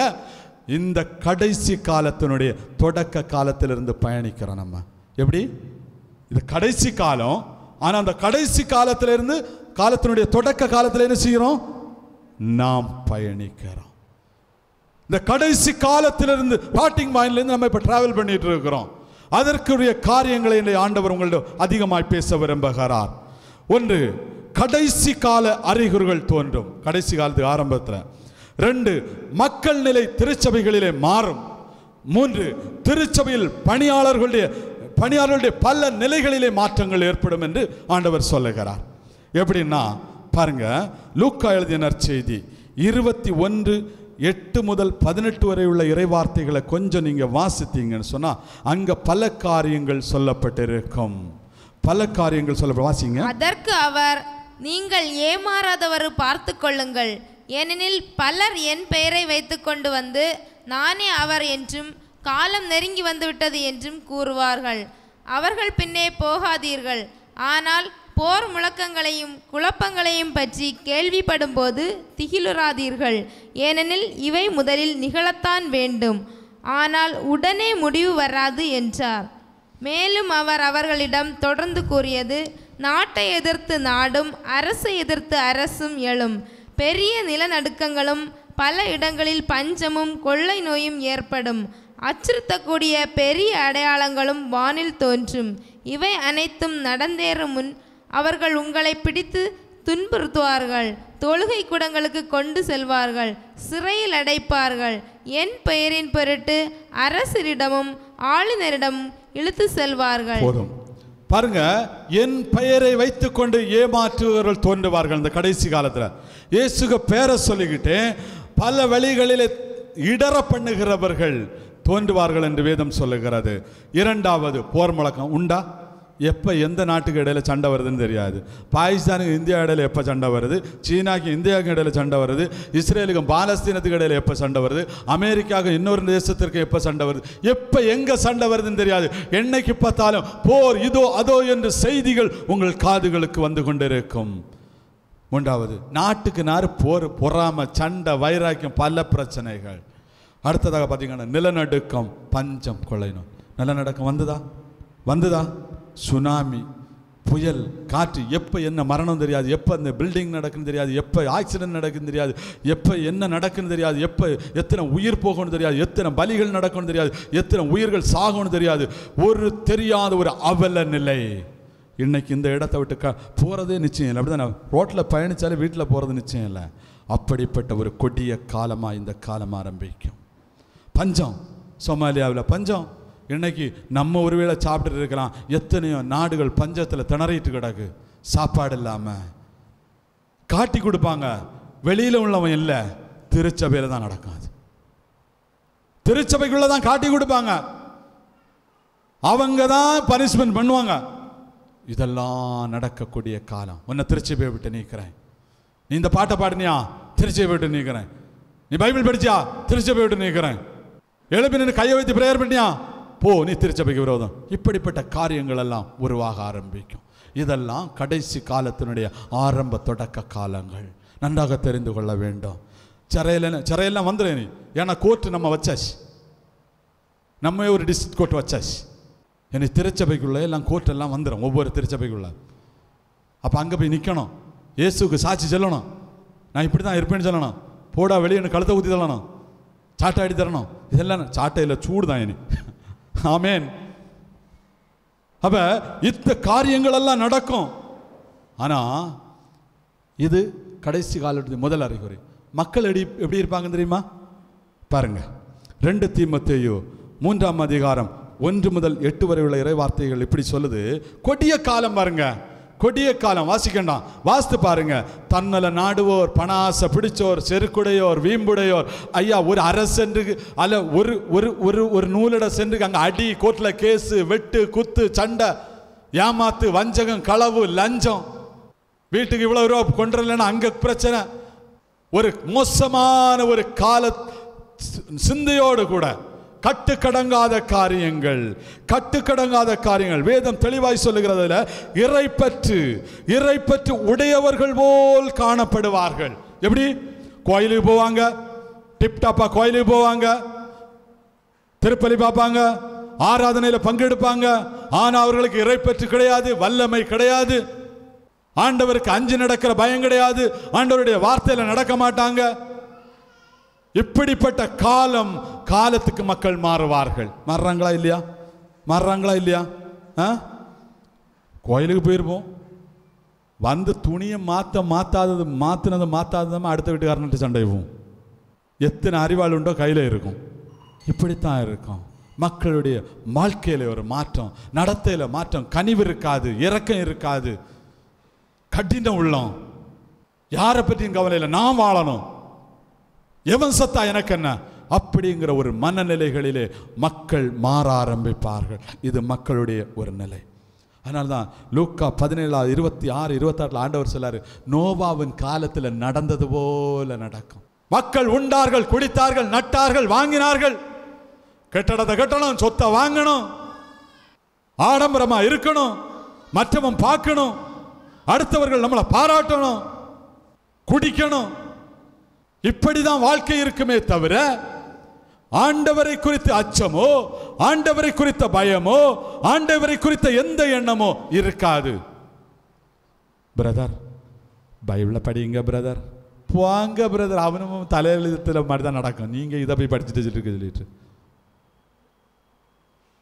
நான் சொல்லுவேன், கரெக்டாக எழுதிட்டாரு தலையில, இப்படி தான் நடக்கும், போ, அது உள்ள இருக்குது, நீ எழுதி இருக்கிறது. நீ இப்படி சொன்னேன்னா உனக்கு என்ன நடக்கும்னு எழுதியிருக்கு. அடிக்கடி சொல்லுவாங்க நம்மகிட்ட இப்படி சில காரியங்களை சொன்னோன்னு, ஆஹா பிரதர் நீங்கள் மாறிட்டீங்க.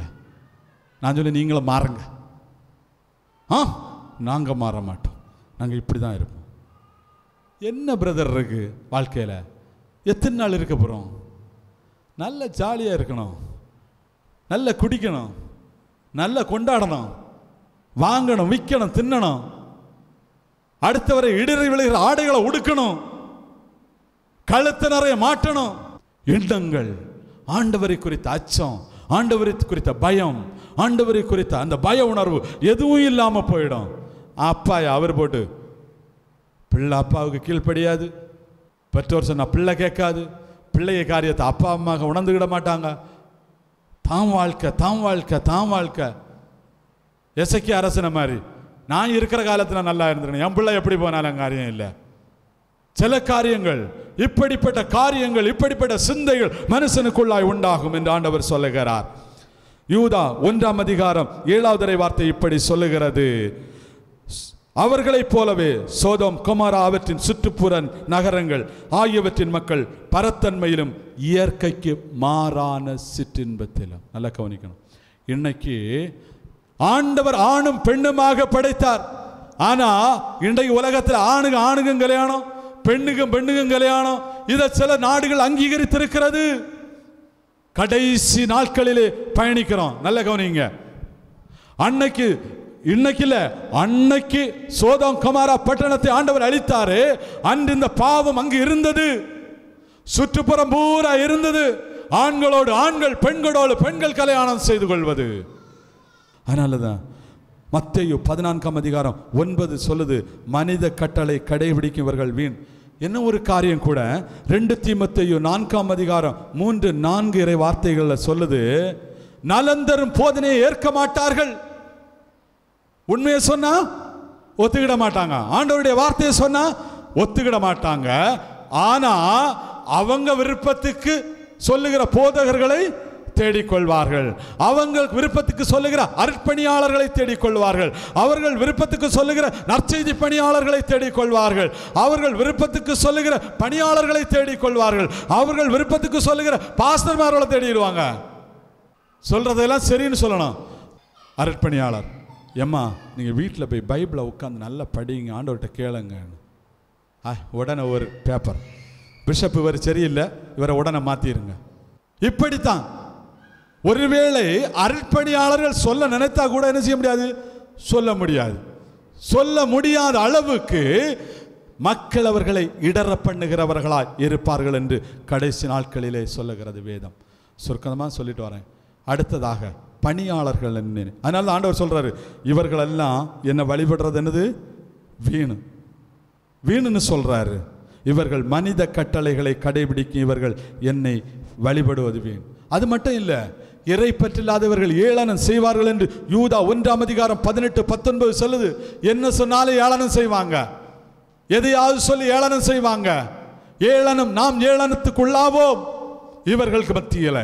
இது கடைசி காலம், அதிலே பயணிக்கிறோம். நல்லா தெரிஞ்சுக்கொள்ளணும்.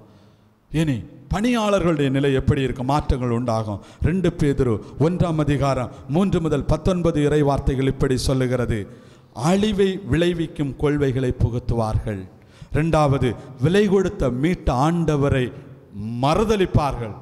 இயேசுவா, அவர் எங்கேயோ பிறந்தவர், அவர் ஒரு குலத்துக்கு தலைவர், அவனும் வேணும்னு சும்மா சொல்லிட்டு நடக்கிறானுங்க. அன்னைக்கு நடந்தது, ஆண்டவர் உயிர்த்த, அது கடல், ஆண்டவருக்கு உடலை எடுத்துட்டு அவனும் கதை கட்டினான்னு சொன்னாங்களே, அதே மாதிரி கதைகள் எல்லாம் நடக்கும். ஆண்டவரை மறுதலிப்பார்கள், ஆண்டவருடைய வார்த்தையை மறுதலிப்பார்கள், கட்டு கதைகளை சொல்லி பணத்தை சுரண்டுவார்கள். பொருளாதாரம், வளர்ச்சி அப்படின்னு சொல்லி கட்டு கதைகளை சொல்லி நம்ம பணங்களை சுரண்டுவார்கள். ஏமாற்று வழிகளை கடைபிடிப்பார்கள். எப்படியெல்லாம் ஏமாத்தலாம்? சென்சஸ் எடுப்பாங்க. வீட்டில் ஃப்ரிட்ஜ் இருக்கா, கிரைண்டர் இருக்கா, மிக்சி இருக்கா? திருச்சபைக்கு இதுதானே வேலை. ஆண்டவர் இந்த வேலை தானே கொடுத்தாரு பணியாளர்களுக்கு, அப்படி தானே? ஆண்டவர் இந்த வேலை தானே கொடுத்தாரு, இதுக்கு தானே அப்பாயின்மெண்ட் பண்ணாரு. இன்கம் டேக்ஸ் ஆபீஸ் ஆயிரும். உனக்கு எவ்வளவு சம்பளம், இவ்வளவு வரி. உங்க 2 பேரும் சம்பளம் இருக்கா, மாசத்துக்கு இவ்வளவு வரி. இது என்ன இன்கம் டேக்ஸ் ஆபீஸா? ஆண்டவருடைய திருச்சபை, அதுல இப்படிப்பட்ட மாற்றங்கள் எல்லாம் உருவாக ஆரம்பிக்கும். கற்பு நெறியில் அந்த பெண்களை இவருடைய கண்கள் நாடும். பணியாளர்களுடைய கண்கள் யாரா இருக்கட்டும், கீழே இருந்து மேலே வர கற்பு நெறியில் அந்த பெண்களை தேடும் என்று வேதம் சொல்லுகிறது. பேராசையில் ஊறிய உள்ளம் கொண்டவர்களாயிருப்பாங்க. காரில் போகணும், நான் நல்லா இருக்கணும், கஷ்டப்படக்கூடாது, அவங்களே மேய்ந்து கொள்வார்கள். தங்களுடைய சுகத்தை நாடுவார்கள், தங்களுடைய வளத்தை நாடுவார்கள். மக்களை பற்றி கவலையே இருக்காது. அவன் எங்க கடந்தா என்ன, எந்த நரகத்துக்கு போனா என்ன. இப்படிப்பட்ட ஒரு நிலை இப்பொழுது உருவாகி கொண்டிருக்கிறது. அழிவுக்கு அடிமைகளாயிருப்பார்கள். அழிவுக்கு, ஆண்டவருடைய வார்த்தைக்கு அடிமையாக இருக்க மாட்டாங்க. அன்னை மரியாள் சொன்ன மாதிரி, இதோ நான் அடிமைன்னு சொல்லி ஆண்டவர் வார்த்தைக்கு அடிமையாகவே மாட்டாங்க, அழிவுக்கு அடிமையாக இருப்பாங்க. இவங்க 2வது காரியமா திருத்தூதர் பணி 20, 29, 30 சொல்லுங்க, மந்தையை தப்ப விடாமல் தாக்குவார்கள். மந்தைனா யாரு? நம்ம தான். இந்த பணியாளர்கள், இந்த நற்செய்தி பணிகளை செய்கிறவர்களே நம்மை தப்ப விடாமல் தாக்குவார்கள். எப்படி தாக்குவாங்கன்னு சொன்னா, ஒன்று, நம்மிடம் திசை திரும்பும் அளவிற்கு உண்மையை கூறுவார்கள். நான் சொன்னேன் ஒரு கதை, கொஞ்ச நாளாக நான் நினச்சிட்டு இருந்தேன், இது பெண்ணு தான், அன்னை மரியாதை, அன்னை மரியாதை, அன்னை மரியாதை. இது 4 பேர் எனக்கு சொல்லி கொடுத்துருக்குறாங்க. இப்படி உண்மைகளை மறைத்து திரித்து கூறக்கூடிய ஒரு தன்மை உண்டாகும். கலாத்தியர் 1ஆம் அதிகாரம் 7வது வார்த்தையிலே சொல்லப்படுகிறது, உன் நற்செய்தியை திரித்து கூறுவார்கள் என்று. இயேசுதான் நற்செய்தி. இயேசுதான் நமக்கு இறந்தார், இயேசுதான் நமக்காக மரித்தார், அவர்தான் சாபமாறார். இதெல்லாம் மாறிடும். மாறி போய் உனக்கு என்ன ஒரு வழி உண்டுன்னு ஒரு வழியை உண்டாக்கிடுவாங்க. பல பல வழிகளை உண்டு பண்ணுவார்கள். இது கடைசி காலத்தில் இந்த பணியாளர்கள் இப்படி எல்லாம் மாறுவாங்க. லூக்கா 11:52 சொல்லுது, அறிவு களஞ்சியத்தின் திரைவோல். அது யாரு தெரியுமா? கரங்களில் பைபிளை யாரெல்லாம் கொண்டு வந்திருக்கிறீங்க? கொஞ்சம் தூக்கி பிடிங்க பாப்போம். சும்மா பரவாயில்ல, தூக்கி பிடிங்க. Very good. கரங்களை தட்டி ஆண்டவருக்கு நன்றி செலுத்துவோம். இதை எங்களுக்குள்ளதுன்னு சொல்லிவிடுவாங்க. நாங்கள் தான் போதிக்கணும், நாங்கள் சொல்கிறது தான் சரி. எப்படி? அறிவு களஞ்சியத்தின் திறவுகோலை எடுத்துக்கொள்வார்கள். அவங்களும் போக மாட்டாங்க. எங்க போக மாட்டாங்க? பரலோகத்துக்கு போக மாட்டாங்க. நம்மளே என்ன செய்ய விட மாட்டாங்க? போட மாட்டாங்க. ஒரு செக் போஸ்ட் போட்டு நடத்திடுவாங்க, இதில் நெல்லுன்னு. அதுக்கு செக் போஸ்ட் பல காரியங்கள் உண்டு. மனித கட்டளைகள், மனித கோட்பாடுகள், மனித காரியங்களை ஒரு செக் போஸ்ட் போட்டு அப்படியே நடத்தி அதிலே விட்டுருவாங்க. அதனால் இந்த நாட்களில் எச்சரிக்கையாக இருக்கணும். வேதம் சொல்லுகிறது, என்ன பண்ணுவாங்கன்னா தாங்க முடியாத சுமைகளை எல்லாம் சுமத்துவாங்க. ஆனால் அவங்க என்ன செய்ய மாட்டாங்க? நீ வேணும்னா அடிபடு, நீ வேணும்னா சாவு, நீ என்ன பண்ணு, உனக்காக நான் கஷ்டப்பட்டு முழங்கால நிற்க முடியாது, உனக்காக நான் மணிக்கணக்கில் ஜெபம் பண்ண முடியாது, உனக்காக நான் இந்த காடு மேடெல்லாம் இறங்க முடியாது. முடியாது. அப்படித்தான் இருக்கும். அப்படிதான் ஒரு சகோதரர் வேதனையோட சொன்னார், பிரதர் நான் ஜெபிக்க போனேன், வேணும்னா வேற யார்கிட்டையும் போப்பா போ. இப்படித்தான் இருக்கும் கடைசி கால நிலைகள் அப்படின்னு சொன்னா, பிரியமான சகோதரமே, இவங்க எல்லாம் அடையாளம் தெரியாத கல்லறைகள் போல். எப்படி அடையாளம் தெரியாத கல்லறை? கல்லறை எப்படி இருக்கும்? கல்லறை மேலே அழகா இருக்குமா இருக்காதா? கிரானைட் போட்டு எல்லாம் அழகா இருக்கும். உள்ள அங்கே என்ன நல்ல அழகாட்டா இருக்கும், மனமாட்டா இருக்கும். ஆண்டவருடைய வார்த்தை சொல்லுகிறது, இவர்கள் கல்லறைகள் என்று தெரியாமல் அவற்றின் மேல் நடந்து செல்கிறார்கள். நம்ம கல்லறைன்னு தெரியாமலே அந்த வார்த்தையில் நடப்போம். அவங்க வார்த்தை தான் உண்மைன்னு சொல்லி அந்த கல்லறைக்கு மேல நடப்போம். உள்ள நாற்றமும் பூச்சியும் புழுவும் உள்ளே இருக்கிறது என்பதை நாமே அறிந்து கொள்ளாதவர்களாய் நாம் இருப்போம் என்று ஆண்டவருடைய வார்த்தை சொல்லுகிறது. அதனால ஆண்டவர் சொல்லுகிற காரியம் 2 காரியத்தை சொல்றாரு. 1, விழிப்பாயிருங்கள். எப்படி இருக்கணும்? எப்படி இருக்கணும்? விழிப்பாயிருந்து நீங்க செய்ய வேண்டிய காரியம். திருத்துதர் பணி 17:11 சொல்லப்படுகிறது, முழு ஆர்வத்துடன் இறைவார்த்தையை ஏற்றுக்கொண்டு அவர்கள் கூறுவன மறைநூலுடன் ஒத்துள்ளதா என நாள்தோறும் ஆய்ந்து வந்தார்கள். எப்படி? நான் பேசுறேன், நீங்க நம்பாதீங்க, உண்மையை தான் சொல்றேன், நம்பாதீங்க. போய் உட்கார்ந்து வேதத்தை எடுத்து வாசிங்க, ஆண்டவருடைய வார்த்தையை வாசிங்க. இந்த பிரதர் சொன்னது உண்மையா? இந்த ஃபாதர் சொன்னது உண்மையா? இந்த போப்பு சொன்னது உண்மையா? எல்லாரும் பணியாளர்கள் தான், கிறிஸ்து ஒருவர் தான். கேளுங்க, ஜெபியுங்க. இது உண்மையா? இது வார்த்தையில இருக்கா? ஓகே. இல்லையா? பெருக்கல் மார்க் போடு, டெலிட். கம்ப்யூட்டர்ல டெலிட்னு ஒரு ஆப்ஷன் உண்டு, வச்சுக்கோ. டெலிட் பண்ணி விட்டுறத. அதனால என்ன செய்யணும்? கேட்கிற வார்த்தைகள் ஆண்டவருக்கு உகந்ததா சரியா இருக்கான்னு வேதத்தை பார்த்து தீர்மானிக்கணும். மனுஷனை பார்த்து தீர்மானிக்கப்படாது. பிரதர் ஜஸ்டினை பார்த்து தீர்மானிக்கப்படாது. பிரதர் இஸ்யாஸை பார்த்து தீர்மானிக்கப்படாது. பிரதர் மில்டனை பார்த்து தீர்மானிக்கப்படாது. நல்லா தெரிஞ்சுக்கிடுங்க, ஆண்டவருடைய வார்த்தை சொன்ன தீர்மானிங்க. பிரதர் நல்லா பேசுறாரு அதனால சரியா இருக்கும், அந்த விடவாடே வேண்டாம்.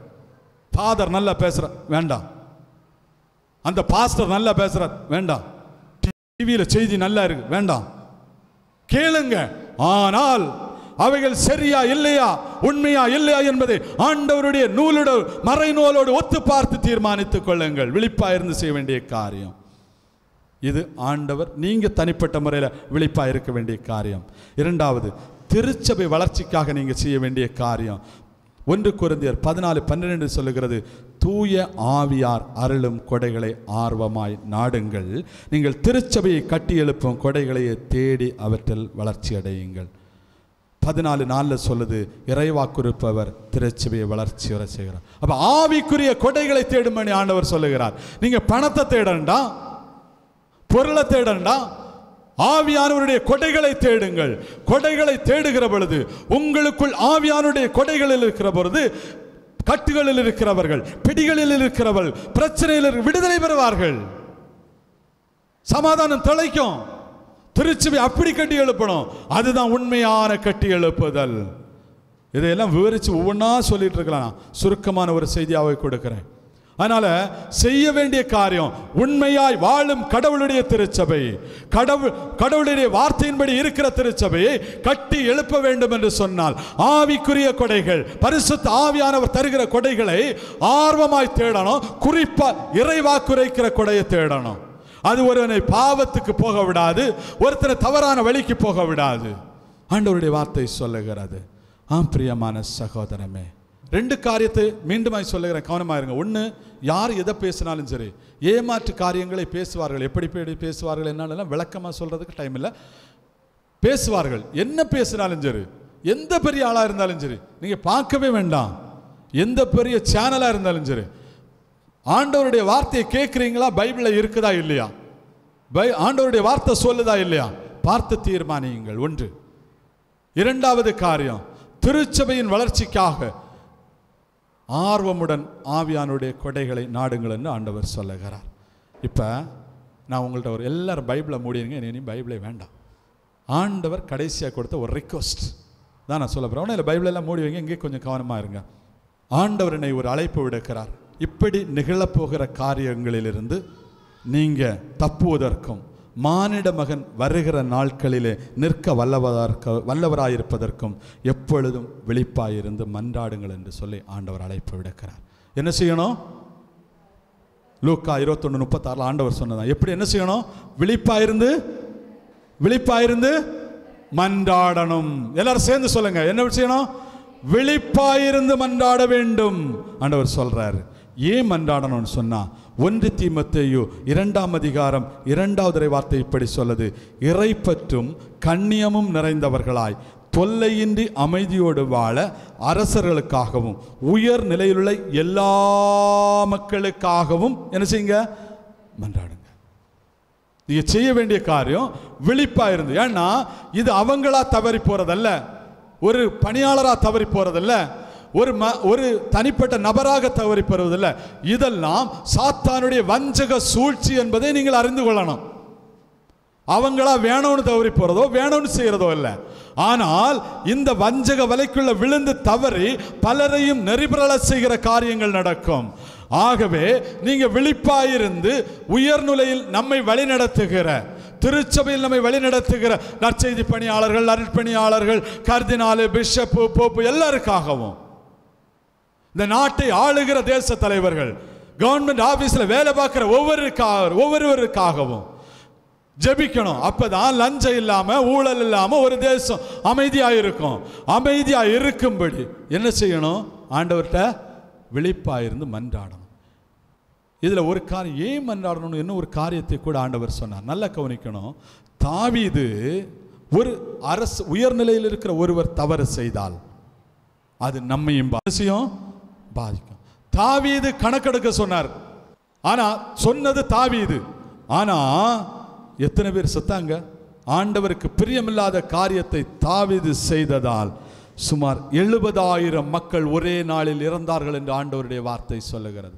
அப்ப உயர்நிலையில் இருக்கிற ஒருவர் தவறுகிற பொழுது, ஒருவேளை நம்ம பிரைம் மினிஸ்டர் தவறுகிற பொழுது, தவறான ஒரு முடிவு எடுக்கிற பொழுது இந்த தேசம் பாதிக்கப்படும். நம்முடைய திருச்சபையின் தலைவராக, திருச்சபையை வழிநடத்துகிற போப்பு ஒரு தவறான முடிவை எடுத்து விட்டால் இந்த திருச்சபை பாதிக்கப்படும். ஒரு ஆயர் தவறான முடிவை எடுத்து விட்டால் இந்த திருச்சபை பாதிக்கப்படும். ஒரு அருட்பணியாளர் தவறான முடிவு எடுத்து விட்டால் திருச்சபை பாதிக்கப்பட்டு விடும். ஒரு நற்செய்தி பணியாளர் தவறான முடிவெடுத்து விட்டால் மக்கள் பாதிக்கப்படுவார்கள். அதனால் இந்த பாதிப்புகள் எல்லாம் உண்டாகாதபடி, தவறி போகாதபடி, வஞ்சகத்தின் வலைக்குள் நாம் விழுந்து விடாதபடி எச்சரிக்கையாயிருந்து விழிப்பாயிருந்து இவர்களுக்காக ஜெபிக்க வேண்டும் என்று ஆண்டவர் சொல்லுகிறார். நல்லா கவனிக்கணும். இரண்டாவது காரியம் நல்ல பாருங்க. மோசேயும் ஆரோனும் மக்களை வழிநடத்திட்டு வர்றாங்க. நல்லா கவனிக்கணும். மோசேயும் ஆரோனும் மக்களை வழிநடத்திட்டு வர்றாங்க. மோசே சீனாய் மலைக்கு மேலே போறாரு. ஏற்கனவே எங்கள்கிட்ட சொல்லியாச்சு, நீங்கள் எந்த உருவத்திலையும் ஒன்றும் செய்யாதுங்கன்னு. மோசே மலைக்கு போன உடனே இங்கே இருக்கிற மக்கள் ஆரோனை பிடிச்சி மக்களே பிடிச்சு சொல்லிட்டாங்க, நீ என்ன பண்ண, ஒரு தெய்வத்தை உருவாக்கி கொடு என்று சொன்னார்கள். இந்த ஆரோன் என்ன செய்திருக்கணும்? அழகா சொல்லப்படுகிறது. விடுதலை பயணம் 32 சொல்லுகிறது, 21 சொல்லுகிறது. மோசே ஆரோனை நோக்கி, இம்மக்கள் உனக்கு என்ன செய்தார்கள்? இவர்கள் மேல் பெரும் பாவம் வர செய்து விட்டீரே. அப்ப நற்செய்தியை அறிவிக்கிறவர்கள், பணி செய்யறவங்க தவறி போகக்கூடாது. ஏன்னா அன்னைக்கு கண்டிச்சிருக்கணும், எப்ப இது செய்யவே முடியாது. ஆரோன் தன்னுடைய உயிருக்காக பயந்தான். ஆரோன் தன்னுடைய உயிருக்காக பயந்து அந்த மக்கள் விரும்பினவைகளை செய்ததினால் அந்த மக்கள் மேல் பெரும் கோபம் ஆண்டவருக்கு மூண்டது என்று வேதம் சொல்லுகிறது.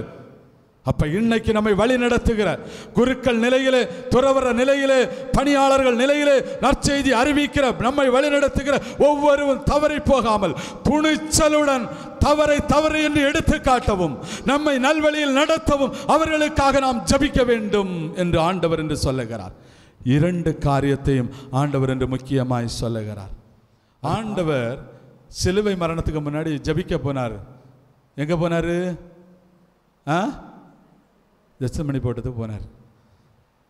ஒத்தை போனாரா? 3 பேரை எல்லாரையும் கூட்டிகிட்டு போனார். ஒரு ஸ்டேஜில் கொஞ்சம் பேரை அங்கே இருந்து ஜபிங்கன்னு சொன்னார். அதுலேருந்து 3 பேரை தேர்ந்தெடுத்து என்ன செய்தார்? கூட்டிகிட்டு போனார். பேதுருவையும் யாக்கோபையும் யோவானையும். அவங்கள கொண்டு ஒரு இடத்துல உட்கார வச்சுட்டு கொஞ்சம் தூரம் போய் ஆண்டவர் ஜபித்தார். அவங்கள்ட்ட என்ன சொன்னார்? நீங்கள் ஜபிங்கன்னு என்ன சொன்னார்? ஜபிங்கன்னு சொல்லிட்டு அவர் போய் ஜபித்தார். அவர் ஜபித்துட்டுங்க வரம்ப இந்த மக்கள் என்ன செய்தாங்க? 3 பேரும் உறங்கிட்டு இருந்தார். ஆண்டவர் வேதனையோடு சொன்னார், உங்களால் 1 மணி நேரம் எனக்கு வேண்டி செலவு பண்ணக்கூடாதா? எப்படி? எவ்வளோ நேரம்? ஆண்டவர் எவ்வளோ கேட்டார்? என்ன கேட்டார்? 1 மணி நேரம் கேட்டார். கேட்டுட்டு போனார். 1 மணி நேரமாவது என்னோட கூட என்ன செய்யக்கூடாதா? ஜபிக்கக்கூடாதான்னு கேட்டார். ஆண்டவர் இன்றைக்கு அதுதான் கேட்குறாரு பாருங்க. 1 மணி நேரம் பாருங்க. ஒரு நாளைக்கு எத்தனை மணி நேரம்? 24 மணி நேரம். ஒரு வாரத்துக்கு எத்தனை மணி நேரம் தெரியுமா? 168 மணி நேரம். ஒரு மாதத்துக்கு எத்தனை மணி நேரம் தெரியுமா? 720 மணி நேரம். ஒரு வருஷத்துக்கு 8760 மணி நேரம். இந்த வாரத்தில் 1 மணி நேரத்தை ஆண்டவர் கேட்கிறார். 1 மணி நேரம். My dear son, my dear daughter, கொடுப்பியா? 1 மணி நேரம் ஆண்டவருக்கு. 168 மணி நேரத்தில் 167 மணி நேரத்தை நீயே வச்சுக்கோ. வேலைக்கு போனா போ, பேங்கு போனா போ, வேலைக்கு போ, எல்லாம் செய். ஒரே 1 மணி நேரம் எனக்கு நீ கொடுப்பியா? ஒரே 1 மணி நேரம். மாசத்துக்கு 4 மணி நேரம். மாசத்துக்கு 4 மணி நேரம். 720 மணி நேரத்தில் 4 மணி நேரத்தை ஆண்டவர் கேட்கிறார். 8760 மணி நேரத்தில் 48 மணி நேரத்தை கேட்கிறார் ஆண்டவர். நீ 1 மணி நேரத்தை கொடுத்தால் நான் ஒரு மாவட்டத்தை அசைப்பேன், ஒரு தேசத்தை அசைப்பேன், ஒரு திருச்சபை அசைப்பேன். உங்களுக்குள்ள மிகப்பெரிய அசைவுதலை நான் உண்டு பண்ணுவேன். ஆண்டவர் கேட்கிறது 1 மணி நேரம். யாரெல்லாம் ஆயத்தம்? இன்னைக்கு நான் 1 மணி நேரம், 168 மணி நேரத்தில் 1 மணி நேரம் நான் என் ஆண்டவருக்காக கொடுக்கிறேன். அவர் எனக்கு மூச்சை கொடுத்து. எப்படி? நீங்கள் எங்கள் கடையில் வாங்கினீங்களா? ஏதாவது கடையில் கிடைக்குமா? கிடைக்காது. நீங்கள் யாரையாவது ரெடி பண்ணிட முடியுமா? முடியாது. அவர் நமக்கு மூச்சை கொடுத்து, வாழ்வை கொடுத்து 168 மணி நேரம், ஒரு நாள் 24 மணி நேரம், ஒரு வாரம் 168 மணி நேரம் கொடுத்திருக்கிறாரு. அதே ஆண்டவர் திருச்சபையின் தலைவராகிய கிறிஸ்து இன்னைக்கு திருச்சபைக்காக கேட்கிறது ஒரே 1 மணி நேரம். என் ஆண்டவர் 1 மணி நேரத்தை கேட்கிறார். என்னோடு கூட, வேற யாரும் கூட இல்லை, இயேசு கூட தான் நீங்க ஜெபிக்கணும். இயேசு கூட தான் நீங்க ஜெபிக்கணும். இயேசுவோடு இணைந்து தந்தையாம் கடவுளிடம் திருச்சபைக்காக ஜெபிக்கும்படி ஆண்டவர் என்று 1 மணி நேரத்தை கேட்கிறார். வாரத்தில் 1 மணி நேரம், மாதத்தில் 4 மணி நேரத்தை நீ செலவு பண்ணுவாய் என்று சொன்னார். என் ஆண்டவர் உன்னுடைய குடும்பம் மாத்திரமல்ல, இந்த திருச்சபை மாத்திரமல்ல, உன்னுடைய பங்கு மாத்திரமல்ல, இந்த தேசத்தையே அவர் வளமிக்கதாக மாற்றுவார். உன்னுடைய விண்ணப்பங்கள் முகில்கள் போல் எழும்பும். இந்த 1 மணி நேரம் ஜெபிக்கிறது எப்படி ஜெபிக்கிறேன்னு நீங்கள் திணறிடலாம். ஒன்றும் திணற வேண்டாம். சிம்பிளாக ஒரு ஃபார்முலா இப்போ நான் சொல்லித்தரேன். ஜெபிக்கணும்னு முடிவெடுத்தவங்க இப்போவே முடிவெடுத்துக்கிடுங்க. என்ன செய்யணும்னு சொன்னால், இந்த 1 மணி நேரத்தை 10 நிமிஷமாக 6 பகுதியாக பிரிச்சுக்கிடுங்க. ஈஸியாக உங்களுக்கு ஜெபிக்கிறதுக்கு ஒரு ஆலோசனை எடுத்துக்கிடுங்க. முதல் பகுதியில் ஒரு 5 நிமிஷத்தை எடுங்க. எடுத்து ஒரு தூய ஆவியானவர் பாடல் பாடுங்க. சரியா? என்ன பண்ணலாம்? குறிப்பு வேணும்னா எடுத்துக்கிடுங்க. தூய ஆவியானவர் பாடலை பாடுங்க. அந்த தூய ஆவியானவரை ரிக்வெஸ்ட் பண்ணுங்க. தூய ஆவியானவரே, சும்மா நீங்கள் இயேசுவேன்னு சொன்னாலும் ஜெபந்தான், ஆண்டவரேன்னு கூட்டாலும் ஜெபந்தான். எல்லாரும் ஒரே மாதிரி ஜெபிக்கணும்னு எல்லாம் அவசியம் கிடையாது. அப்போ அந்த 5 நிமிஷமும் ஒரு ஆவியானவர் பாடலை பாடி நீங்கள் என்ன பண்ணுங்க, ஆவியானவர்கிட்ட கேளுங்க, எங்களை வழி நடத்துங்க, எங்களுக்கு தெரியாது, ஏன்னா சொல்வடிய முடியாத பெருமூச்சுகளோடு நம்மை வழி நடத்துகிறவர். அப்போ அவர்கிட்ட கேளுங்க. அந்த 5 நிமிஷம் முடிச்சிட்டிங்கன்னா 5 நிமிஷம் முடித்த உடனே ஒரு 10 நிமிஷம் ஒரு நன்றி பாடல் எடுங்க. நன்றி பாடல் எடுத்து ஆண்டவருக்கு நன்றி சொல்லுங்கள். முதல்ல உங்கள் வீட்டில் செய்த நன்மைகளுக்கு நன்றி சொல்லுங்கள். அடுத்து நம்ம பங்கில் திருச்சபைக்கு செய்த காரியங்களுக்கெல்லாம் நன்றி சொல்லுங்கள். அப்புறம் அந்த நாட்டுக்கு செய்த காரியங்களுக்கெல்லாம் நன்றி சொல்லுங்கள். என்னென்ன காரியங்கள் உங்களுக்கு ஞாபகம் வருதோ எல்லாத்தையும் நன்றி சொல்லுங்கள். இயேசுவேன்னு சொல்லுங்கள், நன்றி சொல்லுங்கள். அடுத்த பகுதிக்கு போங்க. என்ன பண்ணலாம்? ஒரு துதி பாடலை எடுக்கலாம், புகழ்ச்சி பாடல், ஒரு ஆராதனை பாடல் எடுத்து பாடி ஆண்டவரை போற்றலாம். எப்படி போற்றணும்? ஆண்டவர் செய்த காரியங்கள், குருடருக்கு பார்வை கொடுத்தார், இது பண்ணார், செங்கடலை பிளத்தார், இந்த காரியங்கள் வேதத்தை வாசித்து நீங்கள் எங்கெங்கே ஆண்டவர் அற்புதம் செய்தாரோ, அடையாளம் செய்தாரோ, என்ன மகிமையான காரியங்களை செய்தாரோ எல்லா காரியத்தையும் சொல்லி சொல்லி சொல்லி நீங்கள் துதிக்கலாம். பிரசன்ஸ் அப்படியே இறங்கி வரும். அப்படி ஒரு 10 நிமிஷம் நீங்கள் புகழ்ந்துட்டு இருக்கிற பொழுது அடுத்த 10 நிமிஷம் என்ன செய்யுங்க? பைபிளை எடுங்க. 10 நிமிஷம் வேதத்தை வாசிங்க, பைபிளை வாசிங்க. வாசித்துட்டு அடுத்தது நம்முடைய தவறுகளை எல்லாம் அறிக்கை செய்யணும். என்னுடைய தவறு, என்னுடைய திருச்சபையில் நடக்கக்கூடிய தவறுகள், நாட்டில் நடக்கக்கூடிய தவறுகள், சுற்றி நடக்கக்கூடிய காரியங்கள் எல்லாத்தையும் ஆண்டவர்கிட்ட ஒப்புக்கூட. அப்படியே இந்த மக்கள் இப்படி தப்பு செய்யாங்க, மன்னிங்க, இந்த காரியங்கள் நடக்குது, இந்த காரியங்கள் நடக்குது, தவறு, இது தவறு, என்னுடைய வாழ்க்கை, இன்னும் வாழ்க்கை, இந்த தேசத்தில் இந்த காரியம் இருக்குது, எங்கள் திருச்சபையில் இப்படி ஒரு காரியம் இருக்குது, எங்கள் பங்கில் இப்படி ஒரு காரியம் இருக்குது அப்படின்னு சொல்லி எந்தெந்த காரியங்கள் ஆண்டவருக்கு பிரியமில்லாத காரியங்கள் நடக்குதோ அதையெல்லாம் சொல்லி ஆண்டவர்கிட்ட சொல்லி அறிக்கை செய்யுங்க, ஒப்பு கொடுங்க. ஒப்பு கொடுத்துட்டு விண்ணப்பம் பண்ணுங்க. அடுத்த 10 நிமிஷம் ஒரு பாடல் பாடுங்க. எல்லாம் ஒரு பாடலோடு செய்துக்கிட்டா போதும். பாடல் பாடி விண்ணப்பம் பண்ணலாம். எப்படி பண்ணலாம்? ஆண்டவரே, இந்தந்த நம்ம என்னென்ன காரியங்களுக்காக அறிக்கை செய்தோமோ அந்த காரியங்களை எடுத்து இந்த காரியங்கள் நீர் விடுதலை பெற உதவி செய்யணும்னு சொல்லி ஆண்டவர்கிட்ட ஒவ்வொரு காரியத்தையும் சொல்லி இதிலேருந்து விடுவீங்க. எங்கள் பங்கில் நிறைய பேர் குடிவரியில் இருக்காங்க, ஆண்டவரே அந்த பாவத்திலிருந்து நீங்கள் விடுதலை செய்யுங்க. தாறுமாறான வாழ்க்கையில் இருக்காங்க, விடுதலை செய்யுங்க. இந்த குடும்பம் பிரச்சனையில் இருக்கு, அதை விடுதலை செய்யுங்க அப்படின்னு சொல்லி நீங்கள் அறிக்கை செய்யலாம். திருச்சபை இப்படி ஒரு நிலைமையில இருக்குது, திண்டாட்டமான நிலைமையில இருக்குது, இந்த திருச்சபையை நீங்கள் இந்த மோசமான சூழ்நிலையிலிருந்து விடுவீங்கன்னு சொல்லி ஜெபிக்கலாம். நாட்டில் இப்படி ஒரு தவறான முடிவு எடுத்திருக்கிறாங்க, ஆண்டவரே இந்த தவறான முடிவுக்காக நம்ம ஏற்கனவே தவறான முடிவு மன்னிச்சு நீங்கள் என்ன செய்யுங்க, விடுதலை கொடுங்க அப்படின்னு சொல்லி ஆண்டவர்கிட்ட விண்ணப்பங்களை செய்யலாம். விண்ணப்பங்களை முடிச்சுட்டு கடைசியாக 5 நிமிஷம் கொஞ்சம் மௌனத்தோடு இருந்து ஆண்டவரே நீங்கள் எங்களோட பேசுங்கன்னு சொல்லி நன்றி சொல்லி ஆண்டவர்கிட்ட ஜெபித்து, ஆண்டவரே இந்த நாள் என்னை நீர் பலப்படுத்தி 1 மணி நேரம் உம்முடைய திருப்பாதத்தில் உட்கார நீர் எனக்கு கொடுத்த அன்பிற்காக உன் பலத்திற்காக நன்றி சொல்லி ஜெபத்த முடியுங்க. பரிசுத்த தகப்பனே, ஜெத்சமனி தோட்டத்தில் நீர் ஜெபித்த பொழுது உம்மோடு ஜெபிக்கும்படி சீடர்களை அழைத்து சென்றேன். என்னோடு கூட 1 மணி நேரம் விழித்திருக்க உங்களால் இயலாதா என்று சொல்லி கேட்டு அப்பா நீர் கலங்கி தவித்தீரே. ஆண்டவரே, இந்த நாளிலும் திருச்சபைக்காக தேசத்திற்காக கலங்கி கொண்டிருக்கிற உம்மிடம் உம்மோடு இணைந்து ஜபிப்பதற்காக இன்று இந்த பிள்ளைகள் கரங்களை உயர்த்தி வாக்கு கொடுத்திருக்கிறார்கள். ஆண்டவரே அப்பா, அப்ரகாமை நினைவு கூர்ந்து லோத்துவை காப்பாற்றின தெய்வம் ஆண்டவரே, இந்த ஜபிக்கிற அந்த பிள்ளைகளை நினைவு கூர்ந்து அவருடைய குடும்பங்களை காப்பாற்றும்படியாய் ஜபிக்கிறேன். அவர்களை நினைவு கூர்ந்து திருச்சபை ஆசீர்வதிக்கும்படியாய் ஜபிக்கிறேன். இவருடைய ஜபங்களை விண்ணப்பத்திலையும் கேட்டு நாட்டையும் தேசத்தையும் நீர் ஆசீர்வதிக்கும்படியாய் ஜபிக்கிறேன். அப்பா, இன்று இவர்களுக்கு ஜபிக்கிற ஒரு ஜபாவியை ஊற்றி கொடுக்கும்படியாய் ஜபிக்கிறேன். வல்லமையின் ஆவியானவர் ஜெப ஆவியானவர், விண்ணப்பத்தின் ஆவியானவர், நன்றி செலுத்துகிற ஆவியானவர், புகழ்ச்சியின் ஆவியானவர் இயேசுவின் நாமத்தினாலே இறங்கும்படியாய் ஜெபிக்கிறேன் ஆண்டவரே. இவர்களை ஆசீர்வதிக்கும்படியாய் ஜெபிக்கிறேன். விசேஷித்தவனமாய் இவர்களை இயேசுவின் நாமத்தினால் இரத்தத்தினாலும் மூடி முத்திரையிடுகிறேன். இவர்களை நீர் ஆசீர்வதிக்கும்படியாய் ஜெபிக்கிறேன். தொடர்ந்து பலப்படுத்தும்படியாய் ஜெபிக்கிறேன். கழுகு போல இளமையை புதுப்பிக்கும்படியாய் ஜெபிக்கிறேன். அப்பா, அந்த வாக்கை நினைவு கூர்ந்து நீர் இன்றே எங்களுடைய திருச்சபை ஆசீர்வதிப்பதற்காய் நன்றி சுவாமி, நன்றி. அப்படியே கண்களை மூடி இரு கரங்களை விரித்தவன் நம்மை ஆண்டவருடைய வார்த்தை சொல்லுகிறது போல அவர் தன்னுடைய சொந்த இரத்தத்தை சிந்தி நம்மை அவர் மீட்டெடுக்கிறார். திருச்சபையாகிய நம்முடைய உடல், திருச்சபையாகிய அவருடைய உடலாகிய நம்மை அவர் மீட்டெடுத்திருக்கிறார். அவருடைய பரிசுத்த இரத்தம் நம்மை கழுவி என்று தூய்மைப்படுத்தி இருக்கிறது. இந்த நேரத்தில் உங்களுடைய வியாதிகள், உங்களுடைய நெருக்கங்கள், உங்களுடைய துக்கங்கள், உங்கள் கவலைகள் எல்லாவற்றையும் ஒப்புக் கொடுக்கிற பொழுது திருச்சபையை ஒப்புக் கொடுங்க, இந்த நாட்டை ஒப்புக் கொடுங்க, உங்க குடும்பத்தை ஒப்புக் கொடுங்க, ஒவ்வொருவரும் உங்களை ஒப்புக் கொடுங்க, உங்க பிள்ளைகளை ஒப்புக் கொடுங்க.